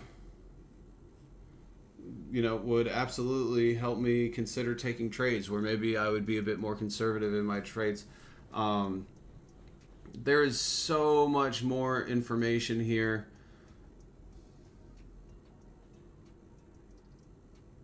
You know, and I got to take some time and really read through this.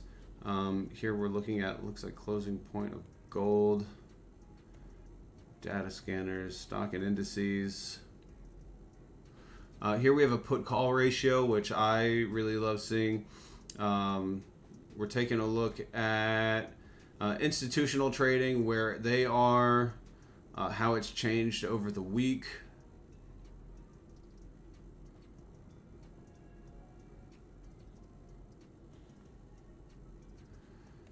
If we go into sentiment and positioning, again we have, I gotta move that. Commitment of traders data, smart money indicator. I'd be curious to see how that works. Yeah, I mean, I honestly have to do a lot of research. I really gotta see,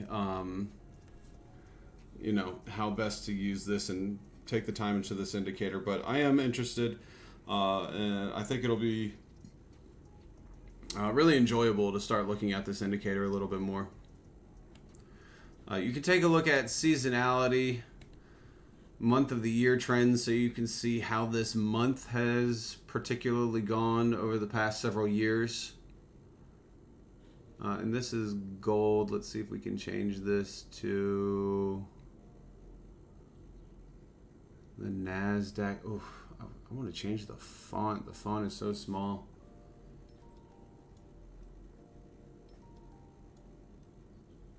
Yeah, the put-call ratio is useful. So it looks like in November, prices typically go higher, and we have been right at about that range. So maybe that's something to consider, you know, when taking these trades. Maybe not selling so much, maybe buying a little bit more.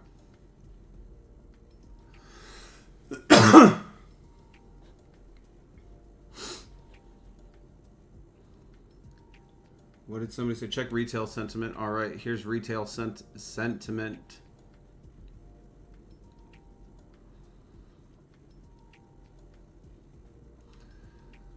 So it looks like we have, it looks 58 long, 58% long, 41% short in the NASDAQ. I mean, it looks like most of these instruments, most of these markets look like retail sentiment is mostly long.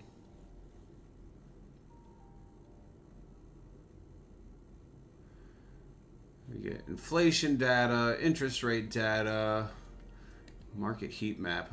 I am kind of interested what kind of heat map we can show here. Can we get individual stocks in the NASDAQ? No, we're just looking at different instruments.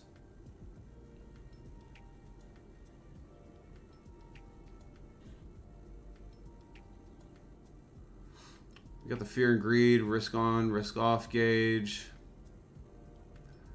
Yeah, there is.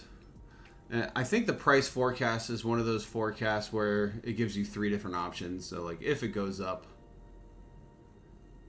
consider that. Could stay neutral, could go down.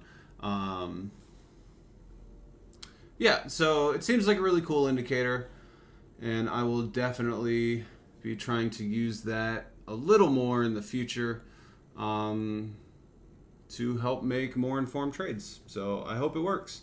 And if it doesn't work out for me, I have it for the rest of my life. It's a one-time purchase, so it might be a tax write-off too.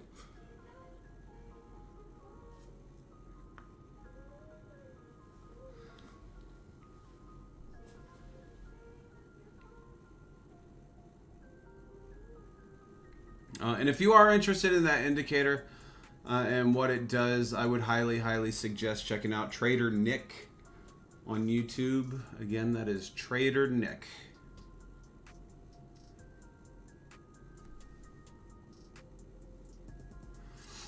Now, it did give Nikkei a bullish reading, so I would be interested in seeing what's going on with Nikkei.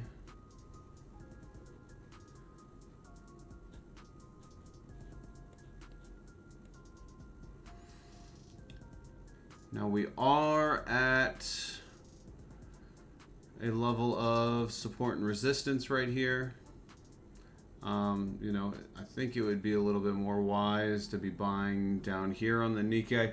If you've never traded the Nikkei before, it's another one that's kind of like silver, big tick values. It kind of moves slowly, but it's, traders, day traders, beware trading the Nikkei.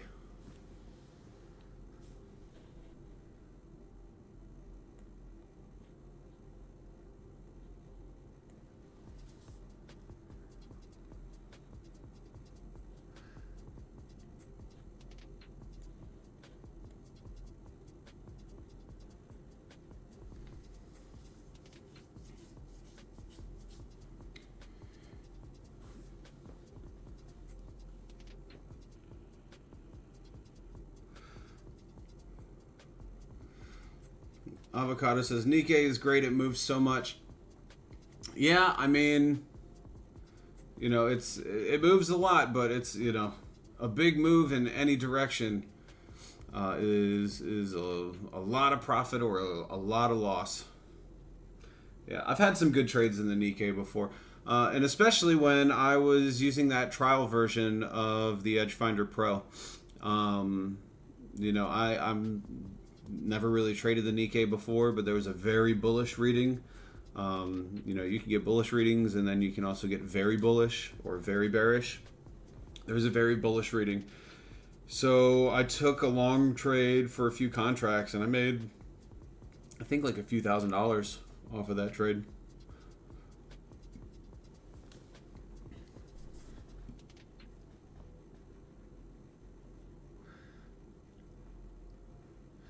Yeah, I know some of you don't really believe too much in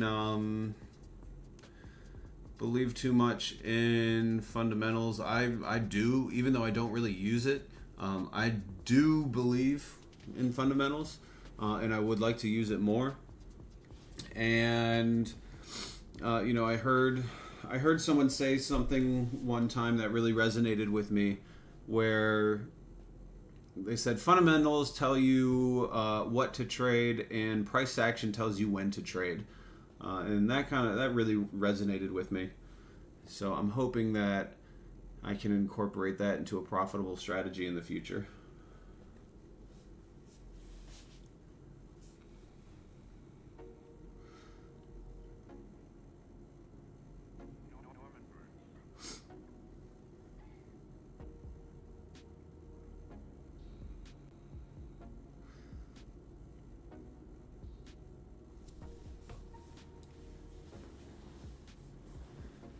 Yeah, I mean, I wouldn't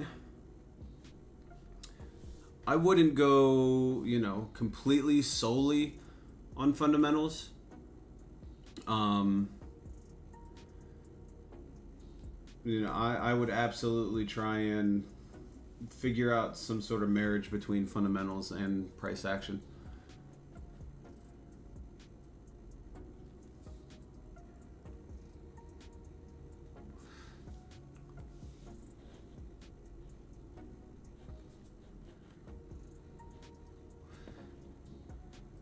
All right, now that that's over, I'm going to put my camera back on.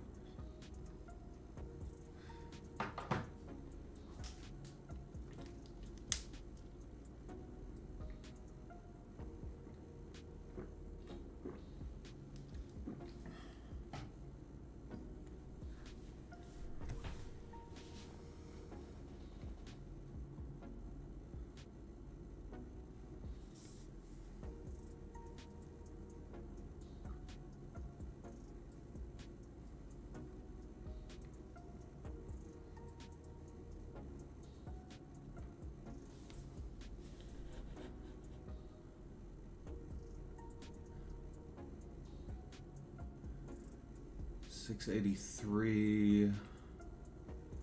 We're about 20 points away from getting that order filled.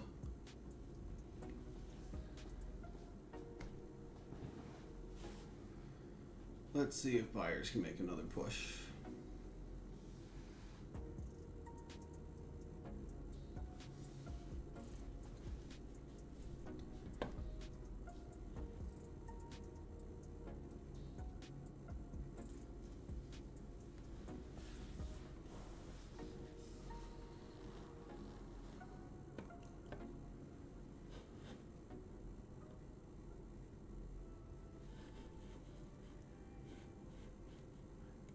Yeah, I mean, it doesn't seem like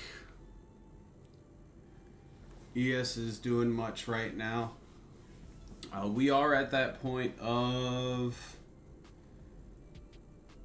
support and resistance right here.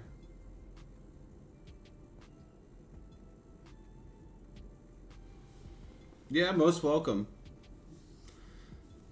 Absolutely. I'm happy to share whatever I have.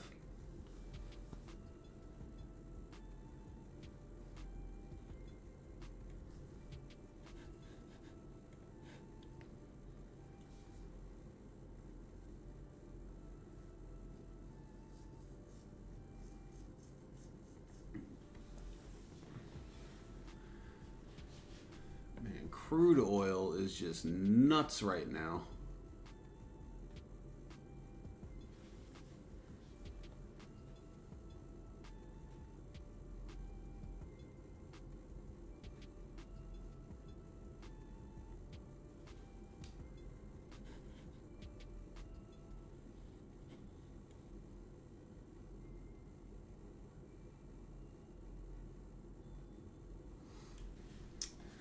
Yeah, it's definitely helped me. I was just saying before that, like, I took a long position in a Nikkei trade that I never would have considered if it wasn't for that,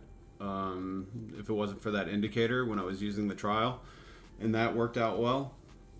And then there were times where it didn't help me, where, say, it had a bullish reading on NASDAQ, and then, the NASDAQ just tanked for a few days. And I was just so committed to that idea of like, oh, well, the indicator said bullish, so I committed to that idea of being bullish. And that didn't help me. So, no, it's okay, don't worry. Yeah, so I would say it has helped, but I need to use it wisely and use it cautiously. I can't be so committed to an idea that, I'm going against all conventional wisdom.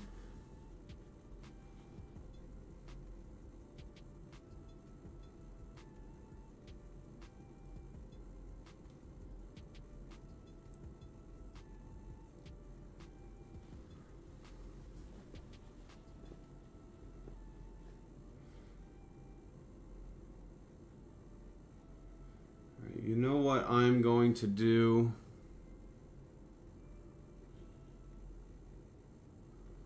I might enter in one short here. Be a little impatient. Yeah.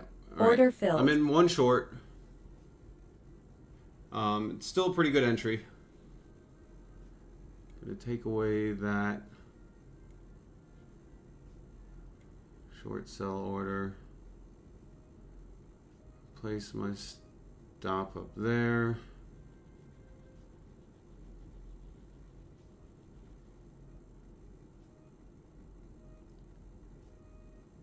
And I'll put one more sell order right there. This is why I gotta stay patient, because those orders would have filled. Those orders absolutely would have filled.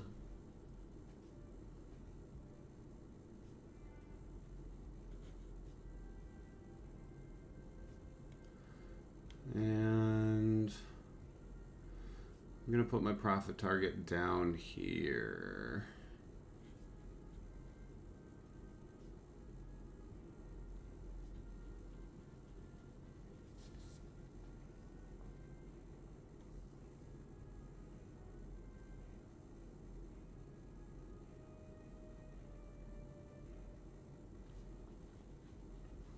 You know, and this is the range that we've been in since essentially the 18th for the past 2 days. This is that level of support that we've been in.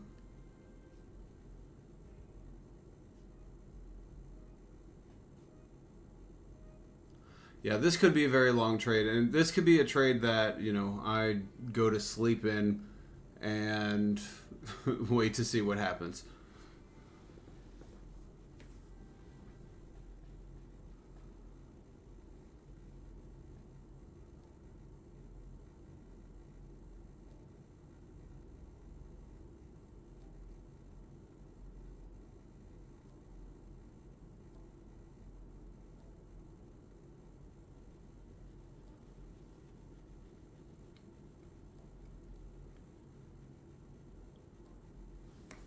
Now, had I held on to my original orders, they definitely would have filled. However, there may have been a bit more risk involved. Who is it? Adrian, your order must have filled. If you said I think when I made those orders, you said you placed the same orders as well. So your orders must have filled. Are you in an open position, Adrian?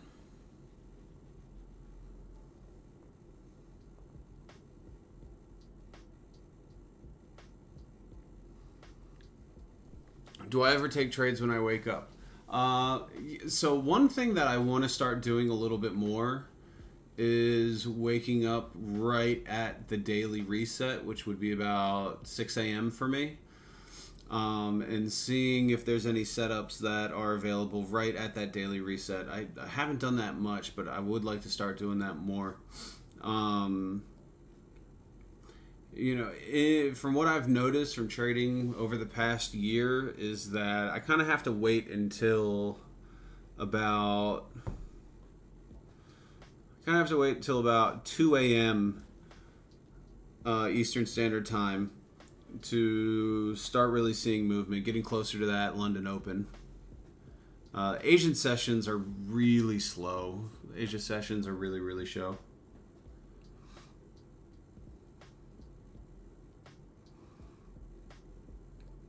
Hell yeah. Glad to hear it, Adrian. Jared's long the ES.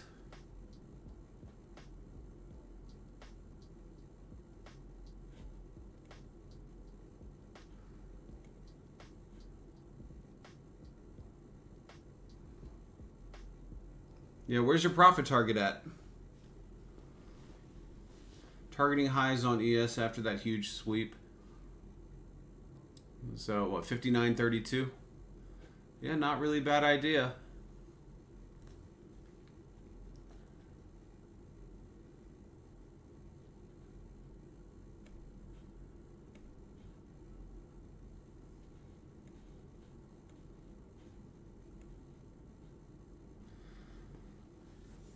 Adrian getting in at a great point of entry.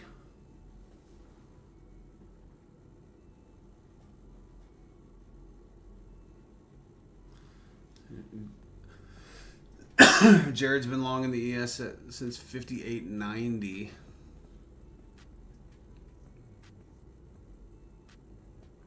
Yeah, I mean, that's some solid profits. Yeah, right at that point of support.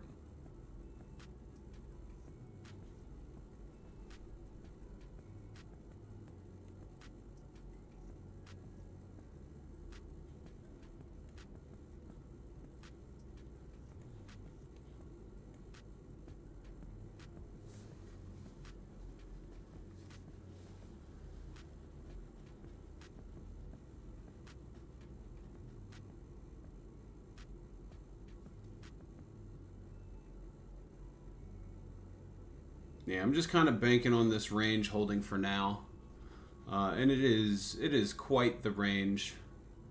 You know, I could even go a little bit lower with my profit target, but this is already a fairly large profit target for where I entered.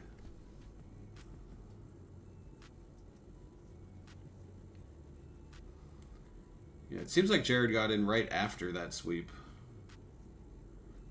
or the sweep to the downside.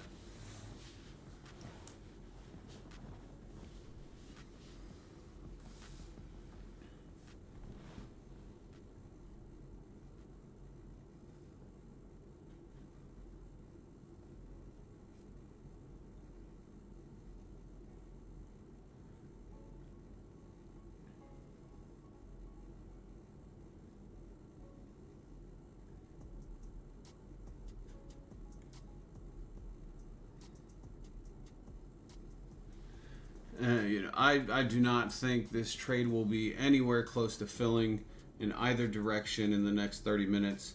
However, I am calling it a night in the next 30 minutes. I will be finishing streaming at 12 o'clock Eastern Standard Time.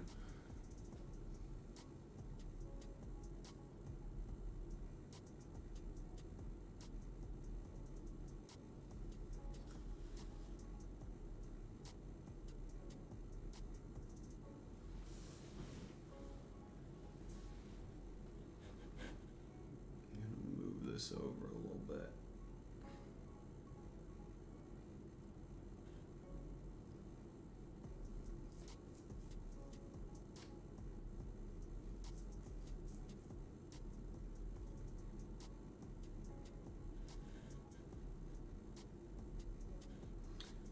One thing I want to look at real quick,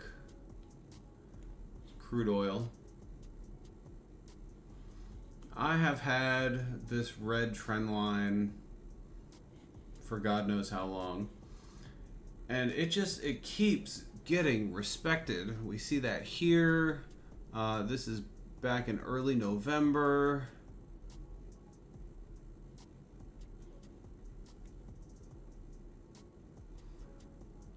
Not so much, a little bit here.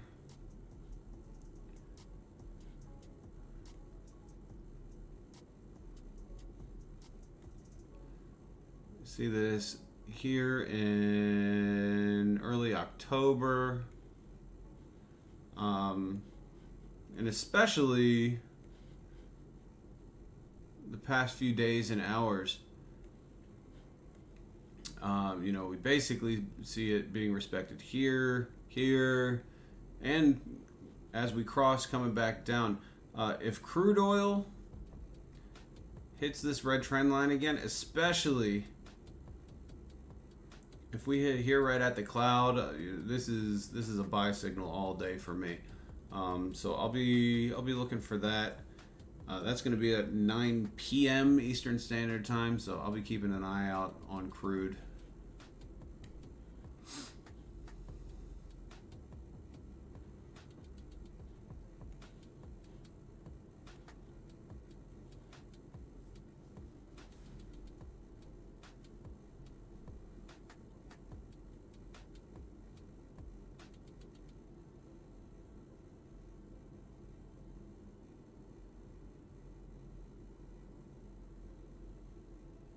That's what FTGL stands for. Failure to go lower. I like it.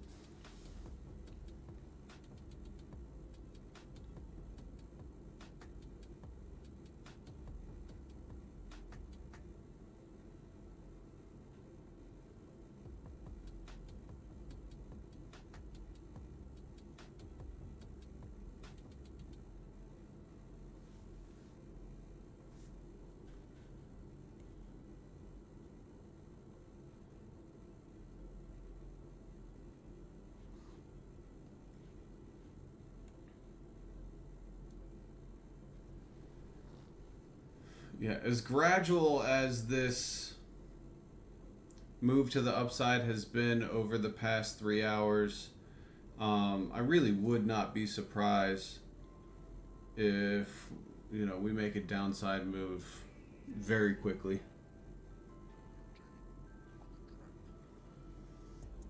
Jared locking in some profits. Happy to see, happy to hear.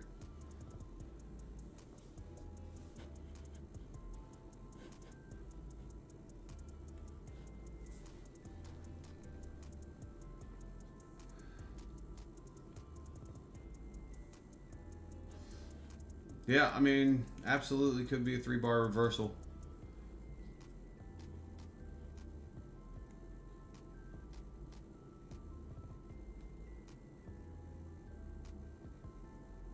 Hell yeah, great job, Jared. Is that a XFA or a combine?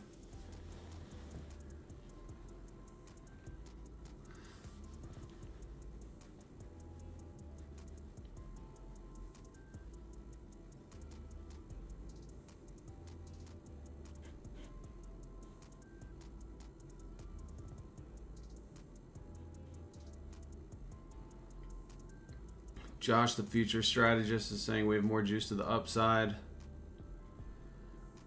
Yeah, we're starting to approach the high of the day.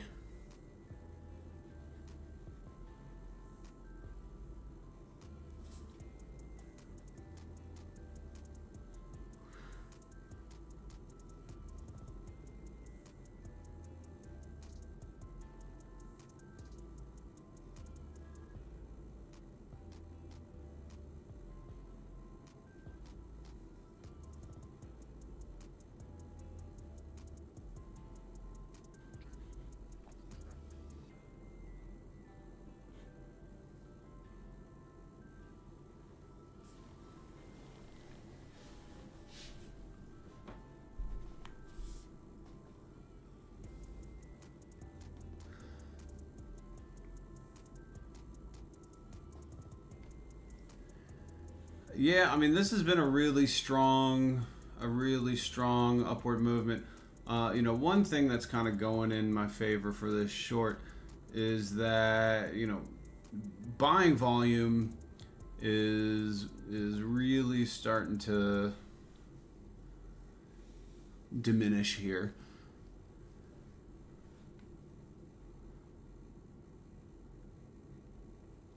Yeah, I personally don't want to sit in the trade until 4 p.m. But I'll just go to sleep and wake up and take a look at what's happened.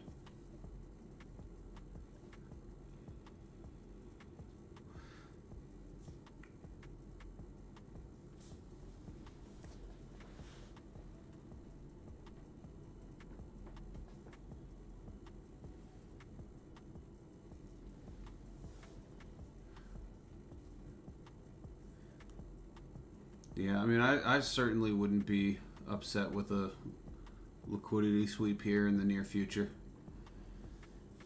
I would not be upset at all.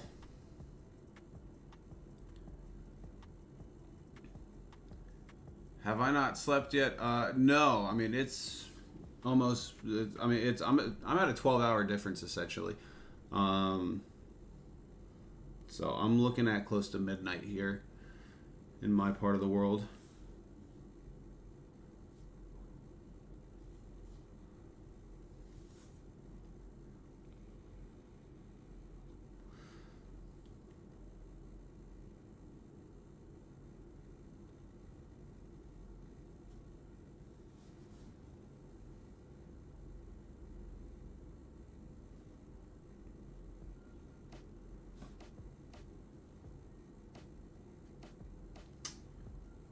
Yes, it is. With that said, there's been a lot of talks. That's where I'm from. I'm from D.C., Maryland, Virginia area, but I live in Southeast Asia. And to answer your question, yes, it is legal in Thailand. There have been talks of changing the policy within, like, at the beginning of 2025. However, it would be really tough. There's so much money and so many new businesses in that industry in Thailand right now that to put them, to end that all overnight, I think would be a really, really difficult move for the Thai government. So I don't really know if that's going to happen. They're getting so much tourism because of it. Yeah, at the time it is, and they're everywhere. Dispensaries are literally a dime a dozen every other block, in all the major cities. If you go to Bangkok or Phuket or Pattaya, yeah, they are all over the place.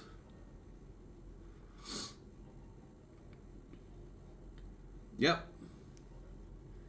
Yep, completely recreationally legal.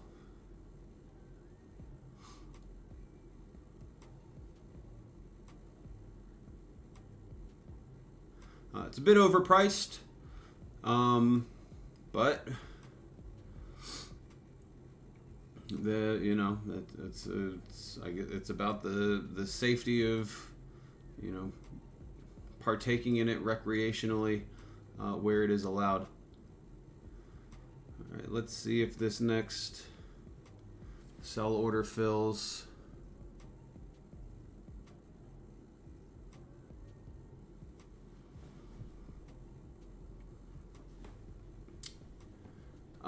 Yeah, to my knowledge, yes. I mean, there are places and countries where you can definitely get away with it. It's not legal by law, but it's kind of just, some of these countries look the other way.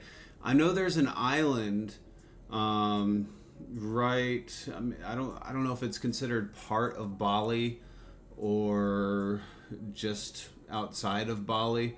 But there's an island where, like, if you're in Bali, you can take a boat to this island. It's about like an hour away, and there's literally no police whatsoever on this island. And it has a very vibrant party culture, we'll say.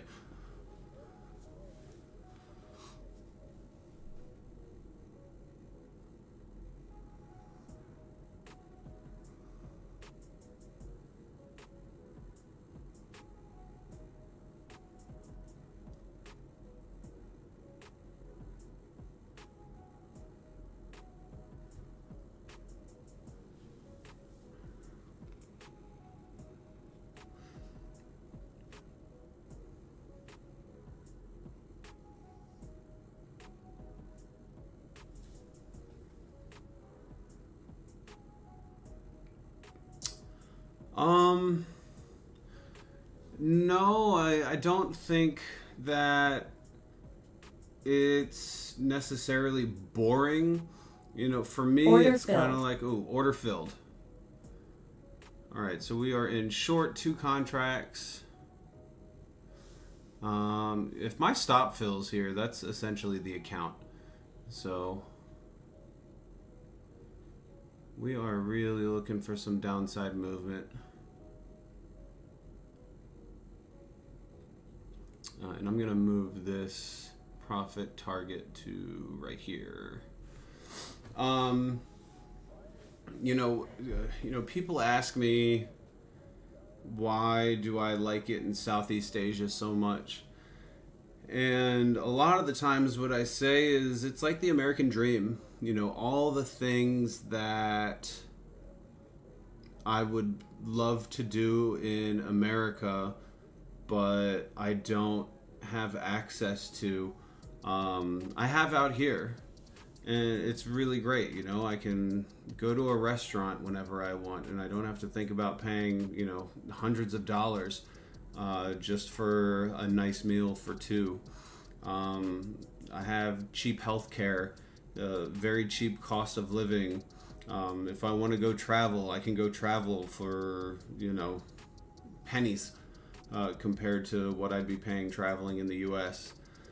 So it's essentially all the things I wish I could do in America that I can't do. So those things absolutely exist in America. It's just that you have to have so much money, to afford that kind of lifestyle.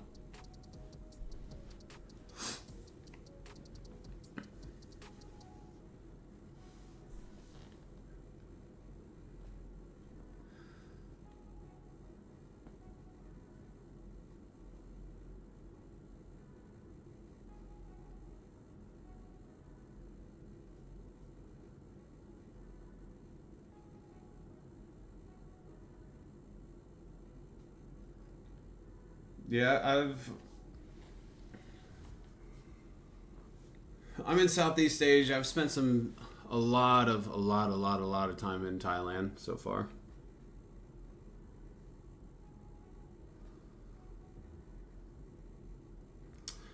So what made me pull the trigger? So I was in a position where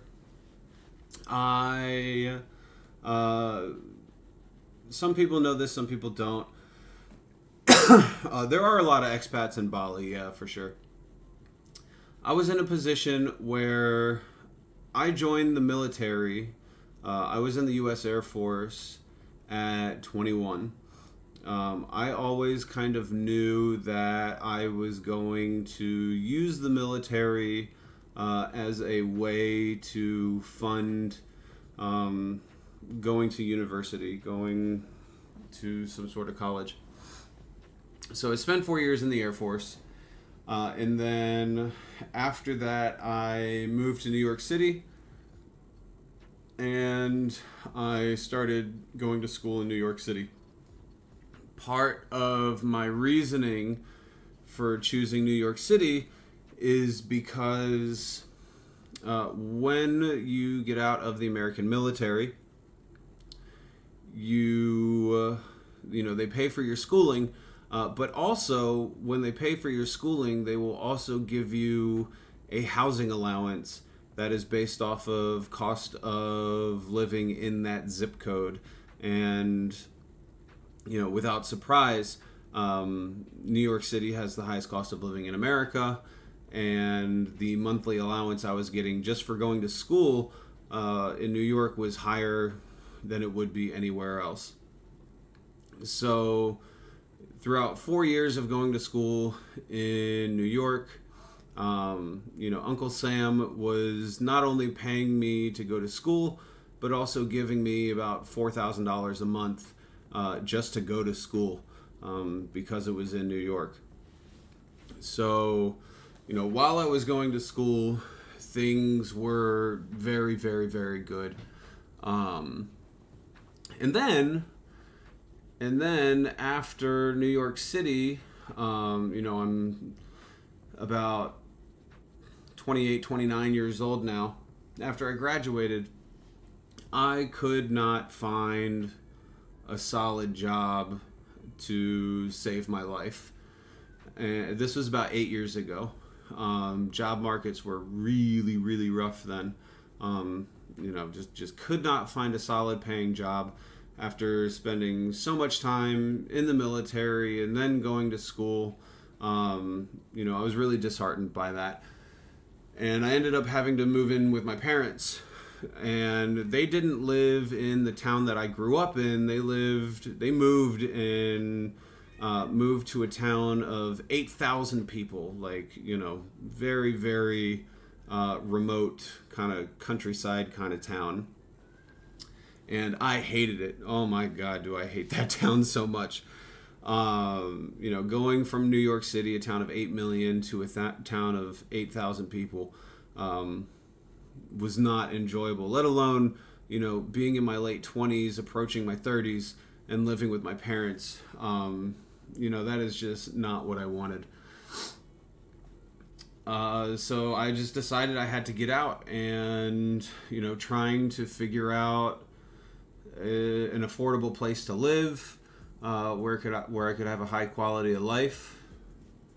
And I landed on Southeast Asia. And that was about 8 years ago. That was almost 8 years ago. Ever since I've been here, I've been in love with the area. The life I have here is essentially the life that I wish I could have had in America, but it's just not economically feasible.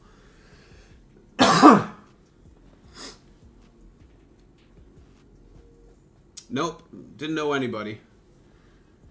I came here with a backpack and a small bank account and a head full of dreams.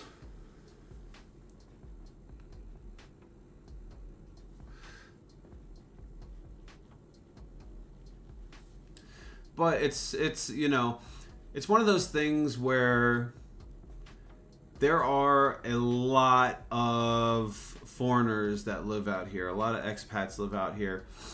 And I would say it takes a certain kind of personality for someone to make that kind of decision to leave their home country for a completely foreign land with a completely foreign culture. And usually the kind of person that has that personality is very outgoing, very sociable, really open-minded, I would say. So, it's very easy to meet very, very cool, very like-minded individuals out here. Yeah, I'm ashamed to say that I don't really speak any of the local languages. It is just so easy to get by in English.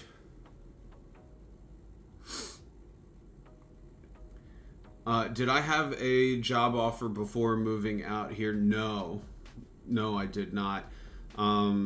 Essentially what I did and what a lot of people do is you kind of start out taking the lower level jobs, and it doesn't take long to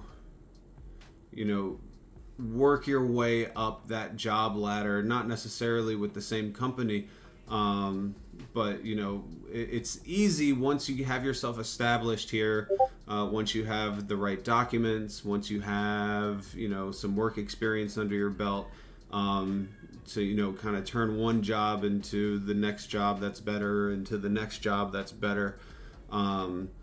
So if you take the time and you make the connections, after a few years and some solid work, it's not that difficult to find better paying jobs.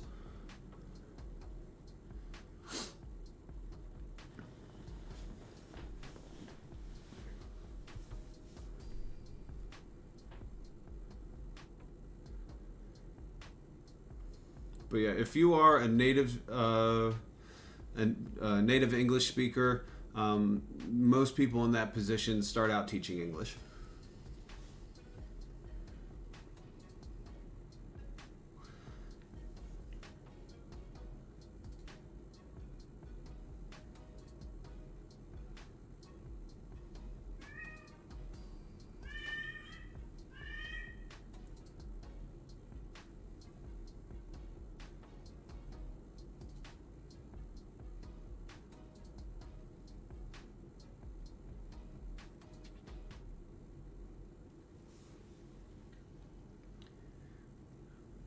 Calling it now. I got 13 minutes left on stream.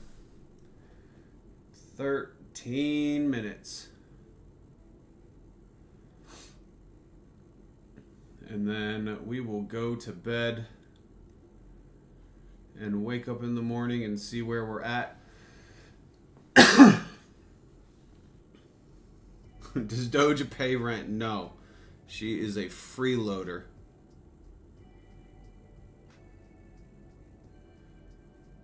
She is the girlfriend that I pay everything for.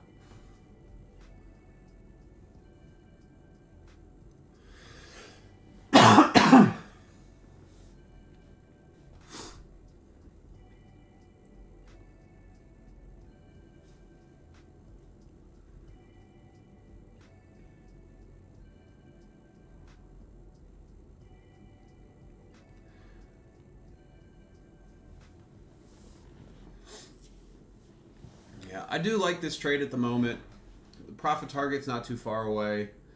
We are definitely at the top of this range, at that clear level of support.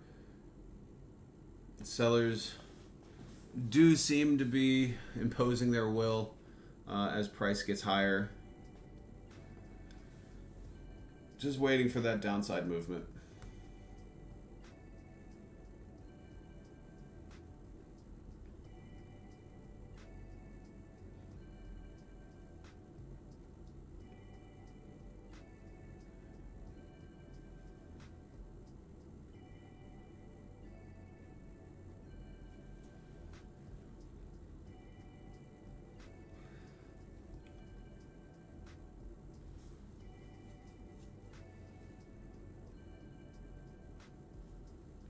Just a friendly reminder to everybody, I am streaming Monday, Tuesday, Wednesday. So I will be back tomorrow, and that will be my last stream for the week. And another reminder, we have the link to the Discord in the description. So if you haven't joined the Discord yet, it's a really great place to connect with the Futures Fox community. Hello, French futures trader. Welcome. Love seeing new faces out here. Do you ever see American muscle cars in Thailand? Not so much. Not very often.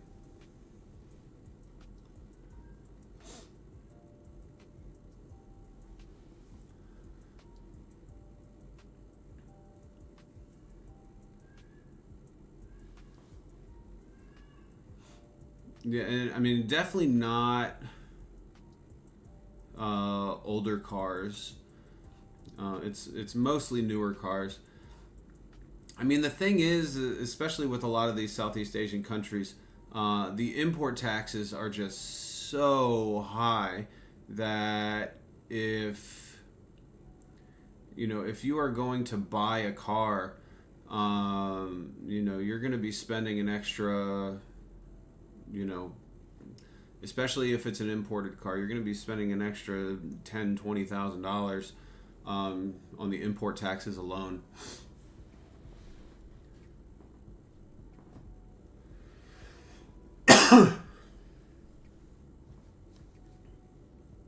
Have I been to Bangkok? Yes. Yes, I have been to Bangkok. I love Bangkok. Bangkok is a great city. And it's one of the reasons I love Bangkok so much is that it's one of the few cities that reminds me of New York. There's only one New York. Nothing else can really be just like New York. But there definitely is a resemblance between Bangkok and New York that I really appreciate.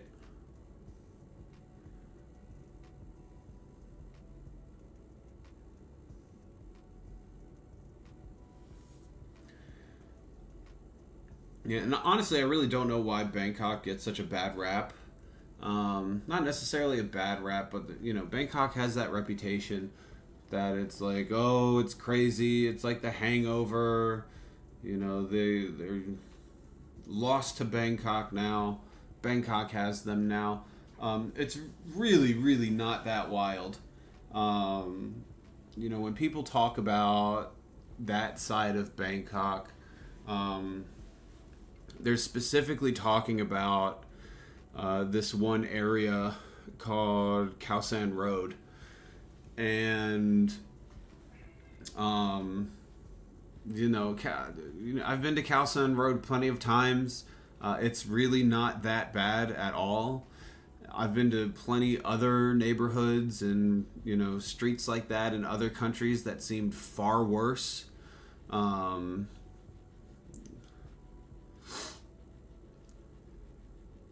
No, I don't live in Pattaya. No.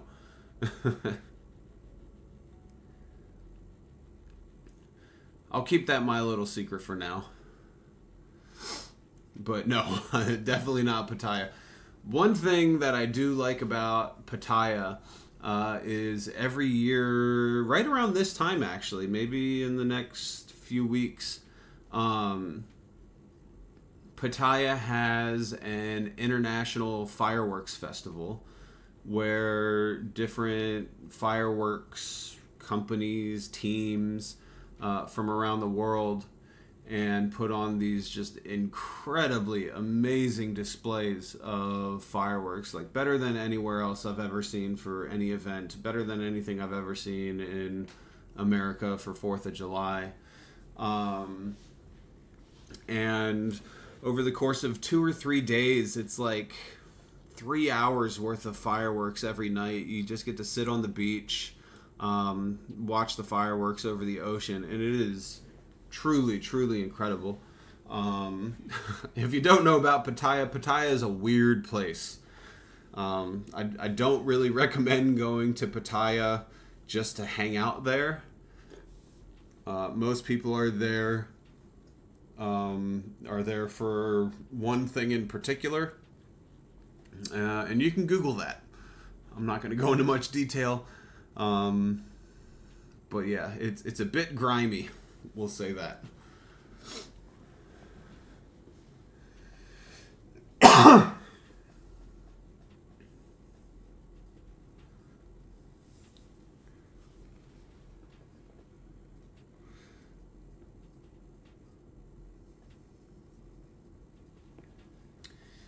What are the best cities?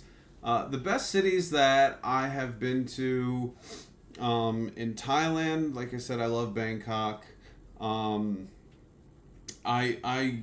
when is the fireworks and where? That firework festival, I believe, is at the end of this month in Pattaya.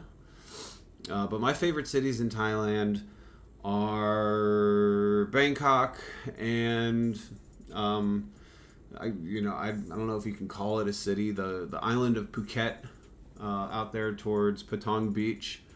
I really like Phuket. I liked it a lot more, 4 or 5 years ago. Phuket is starting to be overrun by tourists.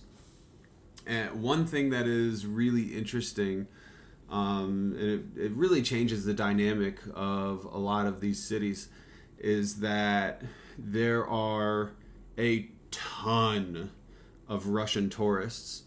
I'm not saying anything bad about it, but a lot of these tourists, these Russian tourists, they kind of get a reputation. One reason there's so many of them is because they are essentially dodging the draft. They don't want to be a part of that conflict in Ukraine, so they moved to Southeast Asia. There was a situation recently where I think there was like 150,000 Russian tourists in Sri Lanka, and this was maybe a few months ago. And something happened where there was a big news story against that some of the Russians, I guess, didn't interact in a favorable manner with the Sri Lankan nationals, and the entire the Sri Lankan government deported all Russian tourists, and there's like 150,000 of them, maybe even more, and they all got deported. And it was like all of them, or like 2/3 of them, all went to Thailand. So Thailand just had this huge influx. They already had a lot, but it was like overnight they gained like another major city's worth of Russian tourists.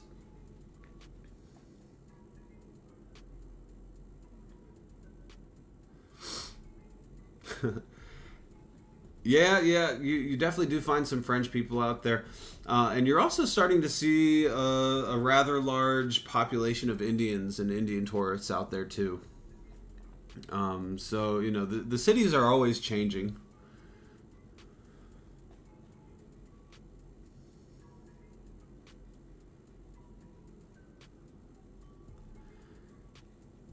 Yeah, I mean, look, everybody has their beliefs. One of the things that I'll say for this channel is, I have my political beliefs, you have yours, and that is okay. And I'm just going to be happy in my part of the world, and you guys be happy in your part of the world. And that's all it comes down to.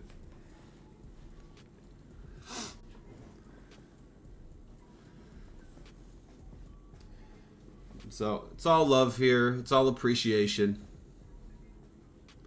You like who you like. You vote who you vote for. And none of that matters to me because we're here for trading.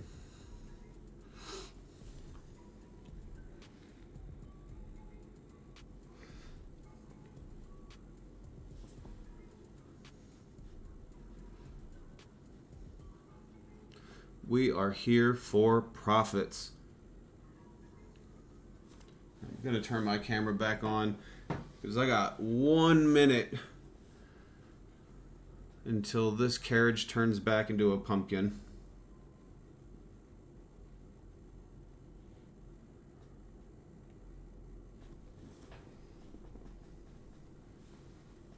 Yeah, I appreciate all of you, honestly. I don't care what part of the world you're from.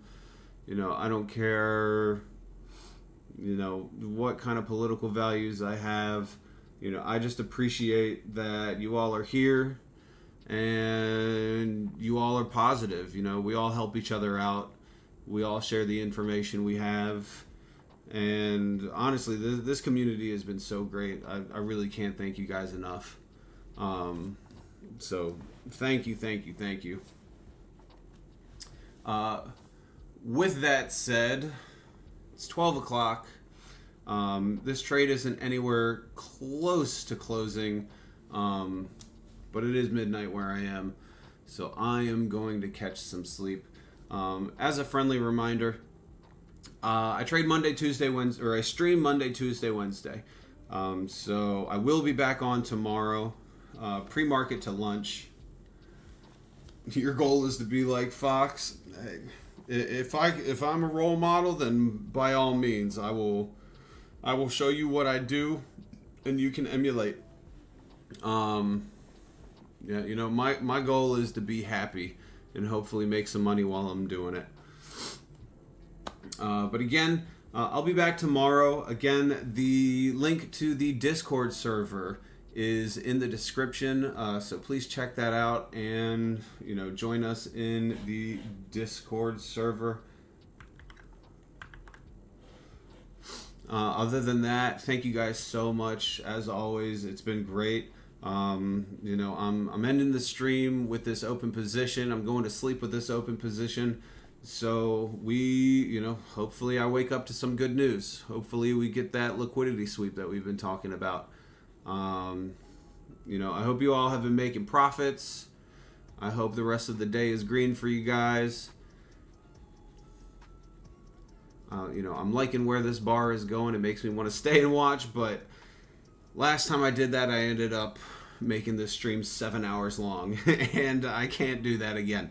But I will be back tomorrow. Thank you guys so much. Catch y'all on the flip side. Have a great day. Bye-bye.